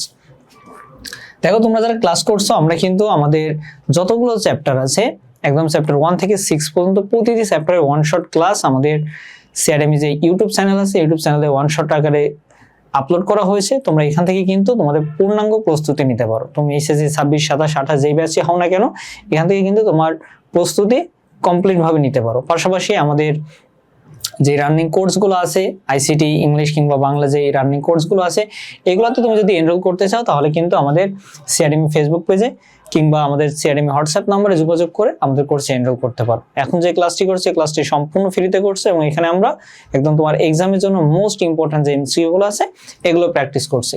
সো দেখো হার্ডওয়্যার ও সফটওয়্যারের সম্বন্ধে কোনো একটি পরিবেশ বা ঘটনার বাস্তব ভিত্তিক ত্রিমাত্রিক চিত্রায়নকে কি বলে? তো দেখো আমরা যখন হার্ডওয়্যার সফটওয়্যারের মাধ্যমে ত্রিমাত্রিক চিত্রায়ন করি, মনে রাখবা এই ত্রিমাত্রিক বা 3D বা সিমুলেশন এই কথাগুলো যদি থাকে তাহলে সেটার উত্তর হবে ভার্চুয়াল রিয়েলিটি। দেখো আমি কিছু ওয়ার্ড বলছি, 3D, ত্রিমাত্রিক, সিমুলেশন, এই ওয়ার্ডগুলো যদি থাকে তাহলে সেটা হবে ভার্চুয়াল রিয়েলিটি। এরপর দেখো উচ্চ ক্ষমতা সম্পন্ন কম্পিউটারে গ্রাফিক্স ব্যবহারের মাধ্যমে দূর থেকে পরিচালনা করার প্রক্রিয়াটিকে কি বলে? খুব ভালো করে দেখো, উচ্চ ক্ষমতা সম্পন্ন কম্পিউটারে গ্রাফিক্স ব্যবহারের মাধ্যমে দূর থেকে পরিচালনা করা। দেখো এখানে বলা হচ্ছে দূর থেকে পরিচালনা, এখানে কিন্তু সিমুলেশন বলা হচ্ছে না বা এখানে তোমার ত্রিমাত্রিক এই ধরনের কিছু বলা হচ্ছে না, এখানে বলা হচ্ছে দূর থেকে পরিচালনা করা, অর্থাৎ নিয়ন্ত্রণ করার কথা বলছে। যখনই দেখবে এরকম নিয়ন্ত্রণ করার কথা বলবে তখন হবে টেলিপ্রেজেন্স। যদি বলে 3D ভাবে দেখানো, সিমুলেশন ভাবে দেখানো, কৃত্রিম পরিবেশে দেখানো তখন হবে ভার্চুয়াল রিয়েলিটি। কিন্তু যদি বলে দূর থেকে পরিচালনা করা, এই যে পরিচালনা বা নিয়ন্ত্রণ করার বিষয় যদি থাকে তাহলে সেটা হবে টেলিপ্রেজেন্স। এরপর দেখো কোনো পণ্য উৎপাদনের পূর্বে পণ্যের গুণগত মান পরীক্ষা, গঠন যাচাই, বিপণন সম্ভাব্যতা যাচাই বা বিপণন কর্মী প্রশিক্ষণ ইত্যাদি কার্যক্রমে কোনটি ব্যবহৃত হয়? তাহলে মনে রাখবা এই যে এই সকল যে কাজগুলো আছে, যে কোনো পণ্যের গুণগত মান যাচাই করা, সেটা হচ্ছে পাবলিশ করার পূর্বে এই ক্ষেত্রে আমরা ভার্চুয়াল রিয়েলিটি ইউজ করে থাকি। এটা হচ্ছে বর্তমানে ব্যবহার করা হচ্ছে বিভিন্ন কোম্পানি দেখবা বিভিন্ন কিছু আবিষ্কার করার আগে, মার্কেটে নিয়ে আসার আগে সেটা একটা 3D ভিউ দেখায় যে ফোনটা দেখতে এমন হবে বা গাড়িটা এমন হবে, গাড়ির চাকা দেখতে এমন হবে, গাড়ির ইঞ্জিনটা এমন, এটাকে 3D ভাবে আগে উপস্থাপন করে যে আমাদের মডেলটা এমন হতে চলেছে। তারপর মানুষের কাছ থেকে তাদের প্রতিক্রিয়া নেয় যে আসলে মানুষ এটার প্রতিক্রিয়া কি দিচ্ছে বা মানুষ এটা পজিটিভ বা নেগেটিভ কি দেখছে, তারপরে তারা ফাইনাল প্রোডাক্টটা নিয়ে আসে। সো এটা হচ্ছে ভার্চুয়াল রিয়েলিটির অবদান। এরপর দেখো বাস্তবে কোনো কাজ করার পূর্বে কম্পিউটার কৃত্রিমভাবে প্রয়োগ করে দেখাকে কি বলে? দেখো এটা খুবই গুরুত্বপূর্ণ একটা এমসিকিউ, এটার উত্তর হচ্ছে সিমুলেশন। খুব ভালো করে মনে রাখবা, বাস্তবে কোনো কাজ করার পূর্বে কম্পিউটারে কৃত্রিমভাবে প্রয়োগ করে দেখাকে বলা হয় সিমুলেশন। সো এরপর দেখো ভার্চুয়াল রিয়েলিটিতে তথ্য আদান প্রদানের জন্য ব্যবহৃত যন্ত্রপাতি কি কি। তাহলে আমরা যে ভার্চুয়াল রিয়েলিটি সম্পর্কে যে কনসেপ্ট আলোচনা করেছিলাম, এখানে আমরা বলেছিলাম যে যুগের যে এভলিউশনের মাধ্যমে যে বিবর্তন হচ্ছে এর মাধ্যমে যে ভার্চুয়াল রিয়েলিটি প্রথমে যে বক্স আকারে ছিল সেখান থেকে ধীরে ধীরে আমাদের একদম হেড মাউন্টেড ডিসপ্লেতে চলে আসছে। সো বর্তমানে আমরা কি কি যে ইকুইপমেন্টস আছে এগুলো ব্যবহার করছি। দেখো আমরা বর্তমানে ডেটা গ্লোভস এবং বিশেষ ধরনের চশমা ব্যবহার করি। অ্যাপ্রন কিন্তু আমাদের ভার্চুয়াল রিয়েলিটির জন্য ব্যবহার করা হয় না, ভার্চুয়াল রিয়েলিটির জন্য স্যুট ব্যবহার করা হয়, স্পেশাল স্যুট, ওটাকে স্যুট বলা হয়, ওটাকে অ্যাপ্রন বলা হয় না। অ্যাপ্রন মূলত চিকিৎসার কাছে বা রান্নাবান্নার কাছে ব্যবহার করা হয়। এরপর দেখো ভার্চুয়াল রিয়েলিটির প্রয়োগ হচ্ছে আর কোন কোন ক্ষেত্রে, যে গাড়ি চালানো, শিক্ষা ক্ষেত্রে, চিকিৎসা ক্ষেত্রে। দেখো ভার্চুয়াল রিয়েলিটি এখানে যে কয়টা ক্ষেত্র আছে সব কয়টা ক্ষেত্রেই প্রয়োগ হচ্ছে। বিশেষ করে ভার্চুয়াল রিয়েলিটি সব থেকে বেশি প্রয়োগ হচ্ছে প্রশিক্ষণ ক্ষেত্রে এবং তারপরে শিক্ষা এবং চিকিৎসা ক্ষেত্রে। মনে রাখবা এই ক্ষেত্রগুলোর কথা যদি তোমার উদ্দীপকে উল্লেখ থাকে সিকিউতে, সেখানেও ভার্চুয়াল রিয়েলিটি হবে। ভার্চুয়াল রিয়েলিটির মাধ্যমে নিরাপদে কোন কাজটি করা সম্ভব? মহাশূন্য অভিযান, সেনাবাহিনীতে যুদ্ধ প্রশিক্ষণ, পরিবেশ সুরক্ষা। তো দেখো ভার্চুয়াল রিয়েলিটির মাধ্যমে আমরা মহাশূন্য অভিযান করতে পারছি, যেমন মঙ্গল গ্রহে যে রোভার আছে, রোভারের মাধ্যমে কিন্তু সেখানের বিষয়গুলো পর্যবেক্ষণ করা হচ্ছে। পাশাপাশি যত রকম প্রশিক্ষণের বিষয় আছে সবকিছুর সাথে ভার্চুয়াল রিয়েলিটি রিলেটেড। রাখবা প্রশিক্ষণ ওয়ার্ডটা আছে মানে সেখানে ভার্চুয়াল রিয়েলিটি আছে, একদম সিম্পল হিসাব। প্রশিক্ষণ আছে মানে সেখানে ভার্চুয়াল রিয়েলিটি আছে। এবং সর্বশেষ হচ্ছে পরিবেশ সুরক্ষা। পরিবেশ সুরক্ষার ক্ষেত্রে আমরা ভার্চুয়াল রিয়েলিটিকে সেভাবে ব্যবহার করি না বা ব্যবহার নাই। এরপর দেখো ভার্চুয়াল রিয়েলিটি পরিবেশ তৈরিতে ব্যবহৃত হয় কি কি। ভার্চুয়াল রিয়েলিটি পরিবেশ তৈরিতে আমাদের এখানে যে সফটওয়্যারগুলো আছে সবগুলো ইউজ করা হয়। প্রথম আছে ইফেক্টর, ইফেক্টরের মাধ্যমে পরিবেশের ম্যাপ করা হয়। এরপরে অ্যাপ্লিকেশন, এখন তুমি কি ধরনের পরিবেশ ওখানে দেখতে চাইছো, সেখানে তুমি একটা রেসিং এনভায়রনমেন্ট দেখতে চাইছো, নাকি তুমি শূন্যে আকাশে ভেসে বেরোছো এমন একটা পরিবেশ দেখতে চাইছো, নাকি তুমি ডিএনএ ম্যাপিং দেখতে চাইছো, এই যে এই বিষয়গুলোর জন্য একটা আলাদা আলাদা অ্যাপ্লিকেশন থাকে। আর তারপর হচ্ছে জিওমেট্রি, তুমি যা দেখবা ওইটার আকৃতি কেমন হবে, ছোট হবে, বড় হবে, তোমার তুলনায় কতটা বড় হবে, এগুলোকে বলা হয় জিওমেট্রি বা আকার আকৃতি। এরপর দেখো কৃত্রিম বুদ্ধিমত্তার সবচেয়ে সফল ক্ষেত্র কোনটি? Robotics, computer vision, machine learning নাকি এনএলপি? দেখো আমাদের কৃত্রিম বুদ্ধিমত্তার সবচেয়ে সফল ক্ষেত্র হচ্ছে মেশিন লার্নিং। খুব ভালো করে এমসিকিউটা মনে রাখবা যে কৃত্রিম বুদ্ধিমত্তার সব থেকে সফল ক্ষেত্র হচ্ছে মেশিন লার্নিং। এরপর দেখো কৃত্রিম বুদ্ধিমত্তার ক্ষেত্রসমূহ কি কি? কম্পিউটার ভিশন, রোবোটিক্স নাকি এনএলপি? কৃত্রিম বুদ্ধিমত্তা কোন কোন ক্ষেত্রে ব্যবহার করা হয়? তো দেখো আমাদের এই যে কৃত্রিম বুদ্ধিমত্তা আছে বা আর্টিফিশিয়াল ইন্টেলিজেন্স আছে, এটা একই সাথে কম্পিউটার ভিশন, রোবোটিক্স, এনএলপি সকল ক্ষেত্রে ব্যবহার করা হয়। এখন দেখো কৃত্রিম বুদ্ধিমত্তার ব্যবহারিক ক্ষেত্রসমূহ কি কি, কোন কোন ক্ষেত্রে আমরা কৃত্রিম বুদ্ধিমত্তা ব্যবহার করছি। দেখো কৃত্রিম বুদ্ধিমত্তা থেকে কিন্তু বেশ কয়েকটি এমসিকিউ আমি এখানে তুলে ধরছি, কারণ বর্তমানে কৃত্রিম বুদ্ধিমত্তা বা আর্টিফিশিয়াল ইন্টেলিজেন্স একটা হট টপিক। সো এই হট টপিক থেকে তোমাদের এক্সামে নিশ্চিতভাবে একটা এমসিকিউ থাকবে, একের অধিক এমসিকিউ থাকতে পারে। সো এই টপিকগুলো আমাদেরকে খুব ভালো করে প্র্যাকটিস করতে হবে। তাহলে লক্ষ্য করো কৃত্রিম বুদ্ধিমত্তার ব্যবহারিক ক্ষেত্রগুলো কি। তাহলে দেখো এখানে আমাদের রাইট অ্যান্সার হচ্ছে তিনটাই, কারণ এখানে হচ্ছে যে expert system, fuzzy logic, learning system. অর্থাৎ এই যে তোমার লজিক্যাল যে সিস্টেমগুলো আছে সকল সিস্টেমের ক্ষেত্রে কৃত্রিম বুদ্ধিমত্তা ব্যবহার করা হচ্ছে। কেননা আমরা জানি কৃত্রিম বুদ্ধিমত্তা হচ্ছে কোনো যন্ত্র যখন মানুষের মতো চিন্তা ভাবনা করতে পারে তখন তাকে আমরা কৃত্রিম বুদ্ধিমত্তা বলি। আর এখানে যে বিষয়গুলো আছে এগুলো হচ্ছে এই মানুষের মতো করে চিন্তা ভাবনা করার সাথে রিলেটেড, এই জন্য সবগুলো অ্যাকুরেট। দেখো কৃত্রিম বুদ্ধিমত্তার ক্ষেত্র, এটা হচ্ছে ময়মনসিংহ বোর্ড 2024 একটা প্রশ্ন। দেখো natural language processing, spreadsheet processing, speech processing. কৃত্রিম বুদ্ধিমত্তার ক্ষেত্রে কিন্তু আমাদের যে স্প্রেডশিট প্রসেসিং যে বিষয়টা আছে এটা কিন্তু কৃত্রিম বুদ্ধিমত্তার ক্ষেত্রের ভিতরে নাই। কৃত্রিম বুদ্ধিমত্তা হচ্ছে ন্যাচারাল ল্যাঙ্গুয়েজ প্রসেসিং। আমরা যেই ন্যাচারাল ল্যাঙ্গুয়েজ ব্যবহার করে যখন কম্পিউটারকে ইনপুট দিই তখন কম্পিউটার এটাকে প্রসেস করে কৃত্রিম বুদ্ধিমত্তার মাধ্যমে। পাশাপাশি স্পিচ প্রসেসিং, যে কোনো ধরনের স্পিচ যখন আমরা দিই তখন এটা এআই এর মাধ্যমে কম্পিউটার সেটাকে প্রসেস করে থাকে। সো এরপরে দেখো আমাদের যেই মেশিন লার্নিং অ্যাপ্লিকেশন তৈরিতে কোন প্রোগ্রামিং ভাষা ব্যবহার করা হয়, খুবই গুরুত্বপূর্ণ একটা এমসিকিউ। দেখো এটা একই সাথে ময়মনসিংহ বোর্ড এবং সিলেক্ট বোর্ড দুইটা বোর্ডে আসছে 2023 সাল। তাহলে মনে রাখবা মেশিন লার্নিং অ্যাপ্লিকেশনে আমরা পাইথন, কবাল এই অ্যাপগুলো ব্যবহার, এই হচ্ছে প্রোগ্রামিং ভাষাগুলো ব্যবহার করি। পাইথন, কবাল, তারপর হচ্ছে তোমার ফরটন, এইগুলো ব্যবহার করে থাকি। সো দেখো কৃত্রিম বুদ্ধিমত্তা যে শব্দটি আছে বা আমরা যে এআই নিয়ে এত আলোচনা করছি, এই এআই এর উদ্ভাবক কে বা এই শব্দটা সর্বপ্রথম কে ব্যবহার করেন? তাহলে মনে রাখবে এই শব্দটা সর্বপ্রথম ব্যবহার করেন জন ম্যাকার্থি। নামটা খুব ভালো করে মনে রাখবা, জন ম্যাকার্থি। এখন দেখো এই যে কৃত্রিম বুদ্ধিমত্তা প্রয়োগের ক্ষেত্রে যে সকল প্রোগ্রামিং ভাষা আমরা ব্যবহার করছি সেই প্রোগ্রামিং ভাষাগুলো কি? এই যে প্রোগ্রামিং ভাষা রিলেটেড একটা এমসিকিউ তোমার চ্যাপ্টার 1 এবং চ্যাপ্টার 5 কম্বাইন মিলে একটা থাকবে, এটা তুমি একদম 100% নিশ্চিত থাকো, তুমি মিলিয়ে নিবা। 100% একটা প্রশ্ন থাকবেই, এমসিকিউ একটা থাকবেই যে এআই এবং এআই অর্থাৎ কৃত্রিম বুদ্ধিমত্তার ক্ষেত্রে যেই প্রোগ্রামিং এর যে ব্যবহার আছে, অর্থাৎ চ্যাপ্টার 1 এবং 5 কম্বাইন মিলে একটা এমসিকিউ তুমি পাবা। সো মনে রাখবো আমাদের ম্যাটল্যাব এবং শার্লো নামে যেই প্রোগ্রামিং ভাষা আছে, এটা হচ্ছে আমরা কৃত্রিম বুদ্ধিমত্তার ক্ষেত্রে ব্যবহার করি, কিন্তু আমাদের যে সি প্লাস প্লাস আছে এটা আমরা কৃত্রিম বুদ্ধিমত্তার ক্ষেত্রে ব্যবহার করি না, এটা আমরা বিভিন্ন ওয়েবসাইট তৈরি, ওয়েব ডেভেলপমেন্টের কাজে ব্যবহার করে থাকি। সো এরপর দেখো আমাদের যে কৃত্রিম নিউরন সমূহ আছে, বিভিন্ন স্তরে যে সাজিয়ে তাদের মধ্যে যোগাযোগ স্থাপন করে যে নেটওয়ার্ক তৈরি করা হয় তাকে কি বলে? দেখো কৃত্রিম নিউরন সমূহ অর্থাৎ আর্টিফিশিয়াল ইন্টেলিজেন্স যখন তৈরি করা হয় তখন সেখানে একটা শক্তিশালী কম্পিউটার ইউজ করা হয়। সেই কম্পিউটারের ভিতরে যে আর্টিফিশিয়াল নিউরন, আমাদের ব্রেনে যেমন সেল থাকে সেমন কম্পিউটারের সিপিইউতে সেল থাকে, বলছে এগুলো যখন একসাথে তৈরি করা হয় তখন তাকে কি বলা হয়? তাহলে মনে রাখবে সেটাকে বলা হয় নিউরাল নেটওয়ার্ক। আমাদের ব্রেনে যেমন একটা সেন্ট্রাল নার্ভাস সিস্টেম আছে, একইভাবে এই যেই সার্ভারের মাধ্যমে এটাকে নিয়ন্ত্রণ করা হয় বা যে শক্তিশালী কম্পিউটার মাধ্যমে এটা নিয়ন্ত্রণ করা হয়, সেখানে একটা নিউরাল নেটওয়ার্ক তৈরি করা হয় যার মাধ্যমে এই কৃত্রিম বুদ্ধিমত্তা কাজ করে।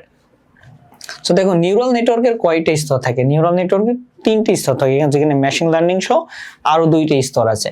সো নিউরাল নেটওয়ার্কের কাজ কোনটি? দেখো নিউরাল নেটওয়ার্কের কাজ হচ্ছে ফাংশন লেখা, যে এই এআই কিভাবে কাজ করবে, কিভাবে ভাবনা চিন্তা করবে, এই সবকিছু হচ্ছে এই নিউরাল নেটওয়ার্কে থাকে। এরপর দেখো এআই নির্ভর চিপ কোনগুলো বা এআই নির্ভর চিপ কিভাবে কাজ করে।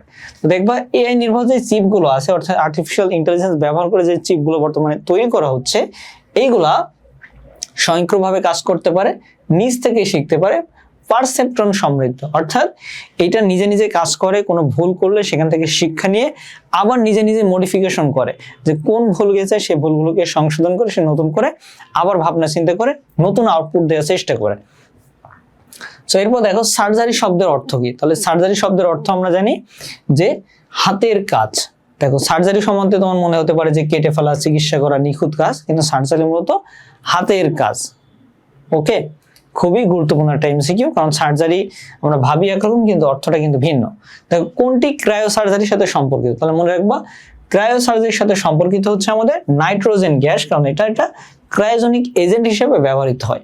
এবার দেখো নিচের কোন রোগের চিকিৎসায় ক্রায়ো সার্জারি ব্যবহৃত হয়? তাহলে মনে রাখবা আমাদের যত রকম চর্মরোগ আছে, এই চর্মরোগগুলো চিকিৎসায় সাধারণত আমাদের ক্রায়ো সার্জারি ব্যবহার করা হয়। তারপর দেখো ক্রায়ো সার্জারিতে আইসিটি এর ভূমিকা, এখানে আইসিটি কিভাবে ভূমিকা রাখছে। তাহলে মনে রাখবা আমাদের যে আক্রান্ত টিস্যু আছে এটার অবস্থা নির্ণয়ের জন্য কম্পিউটার নির্মিত ব্যবস্থার ব্যবহার করা হয়। এখন ক্রায়ো সার্জারি তো আক্রান্ত টিস্যুকে ধ্বংস করবে, ঠিক আছে, এখন আক্রান্ত টিস্যু কোনটা সেটা তো আগে ফাইন্ড আউট করতে হবে। এটা ফাইন্ড আউট করতে আমাদের আইসিটি নির্ভর যে ইকুইপমেন্টস গুলো আছে এগুলো ব্যবহার করা হয়। তারপর ডাক্তারদের প্রশিক্ষণে ভিআর এর ব্যবহার করা হয়। এখন আমরা জানি প্রশিক্ষণে যত রকম বিষয় আছে সকল ক্ষেত্রে ভার্চুয়াল রিয়েলিটি ব্যবহার করা হয়। এখন একদম সরাসরি রোগীর কাছে ডাক্তারকে পাঠানোর আগে ডাক্তারকে ট্রেনিং দেওয়া হয়, ডাক্তার যেন একদম সূক্ষ্মভাবে সঠিকভাবে চিকিৎসাটা করে আসতে পারে। সর্বশেষ রোগী তথ্য চিকিৎসকের গবেষণার ফলাফল সংরক্ষণে ডাটাবেস তৈরি করা হয়। আর এই তথ্য সংরক্ষণ, ডাটাবেস সবকিছু হচ্ছে আমাদের আইসিটির সাথে রিলেটেড। সো এরপর দেখো ক্রায়ো সার্জারিতে ব্যবহৃত যন্ত্রপাতি কোনগুলো? তাহলে ক্রায়ো সার্জারিতে আমরা ক্রায়োপ্রোব, স্প্রে ডিভাইস এবং অ্যাকচুয়েটার, এই যে 3টে যে প্রোডাক্ট আছে এর ভিতরে আমরা শুধু ক্রায়োপ্রোব এবং স্প্রে ডিভাইস ইউজ করি।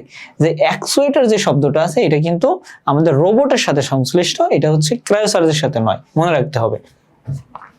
সো দেখো কোন প্রযুক্তির সাহায্যে মানুষকে অদ্বিতীয়ভাবে শনাক্ত করা যায়? তাহলে মনে রাখবে যে অদ্বিতীয়ভাবে শনাক্ত করা, তারপরে হচ্ছে পরিচয় শনাক্ত করা, এরপরে হচ্ছে তোমার নিরাপত্তা ব্যবস্থা, হাজিরা নেওয়া, এই যে সকল যে বিষয়গুলো আছে এই বিষয়গুলো থাকলে সেটা হবে আমাদের বায়োমেট্রিক। এটা খুব ভালো করে মনে রাখবো, আমি যে বিষয়গুলো বললাম এগুলো থাকলে সেটা নিশ্চিতভাবে বায়োমেট্রিক হবে। বায়োমেট্রিক পদ্ধতিতে ফিঙ্গারপ্রিন্ট কি? তো দেখো বায়োমেট্রিক পদ্ধতিতে ফিঙ্গারপ্রিন্ট হলো বায়োলজিক্যাল ডাটা। দেখো আমরা যে বায়োমেট্রিক আছে এখানে আমরা 2টা বিষয় জানি, এটা হলো শারীরবৃত্তীয় আর এটা হলো আচরণিক। এই শারীরবৃত্তীয় বিষয়গুলোকে বলা হচ্ছে বায়োলজিক্যাল ডাটা। দেখো ক্যাপচার, এক্সট্রাকশন, কম্পারিজন ও ম্যাচিং কোন প্রযুক্তির ক্ষেত্রে ব্যবহৃত হয়? এগুলো হলো বায়োমেট্রিক ক্ষেত্রে ব্যবহৃত হয়। দেখো ক্যাপচার, এক্সট্রাকশন, কম্পারিজন, ম্যাচিং। যখন আমরা ফোনে হচ্ছে ফিঙ্গারপ্রিন্ট দিই বা ফেস রিকগনিশন করি, ধরো তোমার এখন আমাদের কমন যেটা ফোনে ফেস রিকগনিশনের মাধ্যমে লক স্ক্রিন, এখন ধরো তুমি যখন ফোনের সামনে আসো বা অন্য কেউ তুমি তোমার অথরাইজেশনের বাইরে কেউ ফোন ধরলো, সে যখন ক্যামেরার সামনে তার ফেস নিয়ে আসবে, সে প্রথমে ফেসটাকে ক্যাপচার করবে, তারপর এক্সট্রাকশন করবে ফেসটাকে, তার যে জিওমেট্রি আছে সেখানে নিয়ে আসবে, তারপরে কম্প্যারিজন করবে। তুমি যখন ফোনের লকটা সেট করেছিলে তোমার ওই ফেসের সাথে এই ফেসটাকে কম্প্যারিজন করবে, কম্প্যারিজন করে ম্যাচিং করার চেষ্টা করবে। যদি ম্যাচিং হয় তাহলে ফোন খুলবে, ম্যাচিং না হলে ফোন লক থাকবে। এইভাবে আমাদের এই বায়োমেট্রিক সিস্টেমটা কাজ করে। এবার দেখো কোনটি বায়োমেট্রিকে ব্যবহৃত হয়, তাহলে বায়োমেট্রিকে ব্যবহৃত হয় হচ্ছে আমাদের biosensor, thermometer, weight meter, digital meter, এগুলো বায়োমেট্রিকে ব্যবহার হয় না, বায়োসেন্সর ব্যবহৃত হয়। অর্থাৎ তোমার ফেস, তোমার যে ফিঙ্গারপ্রিন্ট আছে, এগুলোর মাধ্যমে আমাদের বায়োমেট্রিক কাজ করে, তাহলে বায়োসেন্সর। দেখো বায়োমেট্রিক প্রযুক্তি ব্যবহৃত হতে পারে কোন কোন ক্ষেত্রে, তাহলে আমরা বলেছিলাম যে আমাদের যত রকম এনআইডি, পাসপোর্ট, ড্রাইভিং লাইসেন্স যা কিছু আছে, পরিচয় শনাক্তকরণের যত রকম বিষয় আছে, সকল ক্ষেত্রে আমাদের বায়োমেট্রিক্স ব্যবহৃত হয়। তাহলে এখানে হচ্ছে জাতীয় পরিচয়পত্র, পাসপোর্ট, জন্ম নিবন্ধন। আচ্ছা দেখো এখানে জন্ম নিবন্ধনে আমাদের বায়োমেট্রিক্স আগে ব্যবহৃত হতো না, তবে বর্তমানে ব্যবহৃত হয়। মনে রাখবা, জন্ম নিবন্ধনে আগে ব্যবহৃত হতো না, কারণ আগে আমাদের জন্ম নিবন্ধন কার্ডে কোনো ফিঙ্গারপ্রিন্ট বা এগুলো নেওয়া হতো না। সো আমাদের জাতীয় পরিচয়পত্র এবং পাসপোর্টে আমাদের বায়োমেট্রিক্স ব্যবহার করা হয়। সো এরপর দেখো আমাদের বায়োমেট্রিকে মানুষের আচরণগত বৈশিষ্ট্য হলো। তাহলে আমরা বলেছিলাম বায়োমেট্রিকে দুইটা ধরনের দিক ছিল, এটা হলো আচরণগত, একটা হলো শারীরবৃত্তীয়। শারীরবৃত্তের ভিতরে ছিল ফিঙ্গারপ্রিন্ট, আইরিস স্ক্যান এবং হচ্ছে ডিএনএ। আর আচরণগতর ভিতরে ছিল আমাদের ভয়েস এবং কি স্ট্রোক, ভয়েস কি স্ট্রোক। তাহলে এখন দেখো এখানে ভয়েস আছে, ডিএনএ আছে এবং সিগনেচার আছে এবং সিগনেচার। সো আমাদের ডিএনএ হচ্ছে আমাদের শারীরের ভিতরে পড়ে, তাহলে এখানে আমাদের ভয়েস এবং সিগনেচার এই দুইটা হচ্ছে আমাদের বায়োমেট্রিক্সের আচরণগত বৈশিষ্ট্য। সো এরপর দেখো আচরণগত বৈশিষ্ট্যের বায়োমেট্রিক কোনগুলো, তাহলে আমরা দেখলাম যে হাতের রেখা, স্বাক্ষর এবং কণ্ঠস্বরে যে বিষয় দুইটি আছে, এই দুইটি হচ্ছে আমাদের যে আচরণগত বায়োমেট্রিক আছে সেটা। সো এইগুলো ছিল হচ্ছে আমাদের চ্যাপ্টার 1 এর গুরুত্বপূর্ণ এমসিকিউ। এই এমসিকিউ গুলো তুমি ভালো করে প্র্যাকটিস করো এবং এই রিলেটেড এমসিকিউ গুলো দেখে রাখলে এখান থেকে তুমি নিশ্চিতভাবে তোমার এইচএসসি এক্সামে এমসিকিউ কমন পাবা। সো তোমাদের সকলের জন্য শুভকামনা এবং তোমরা অবশ্যই সম্পূর্ণ ক্লাস মনোযোগ দিয়ে দেখবো। আমরা কিন্তু চ্যাপ্টার 1 এর কনসেপ্ট, সিকিউ, এমসিকিউ পুরো বিষয়টা আলোচনা করেছি। যে কোনো প্রশ্ন থাকলে কমেন্ট সেকশনে জানাবা, পাশাপাশি আমাদের সিআরএম ফেসবুক চ্যানেলের মাধ্যমে, ফেসবুক পেজের মাধ্যমে আমাদেরকে রিচ করতে পারো এবং আমাদের আপডেট যে কোর্সগুলো আছে কোর্সগুলোতে তোমরা এনরোল করতে পারো। তাহলে আজকের ক্লাসটা এই পর্যন্ত, নেক্সট ক্লাসে নতুন কোনো টপিক নিয়ে দেখা হবে ইনশাআল্লাহ। সে পর্যন্ত সকলে সুস্থ থাকো, ভালো থাকো, আল্লাহ হাফেজ।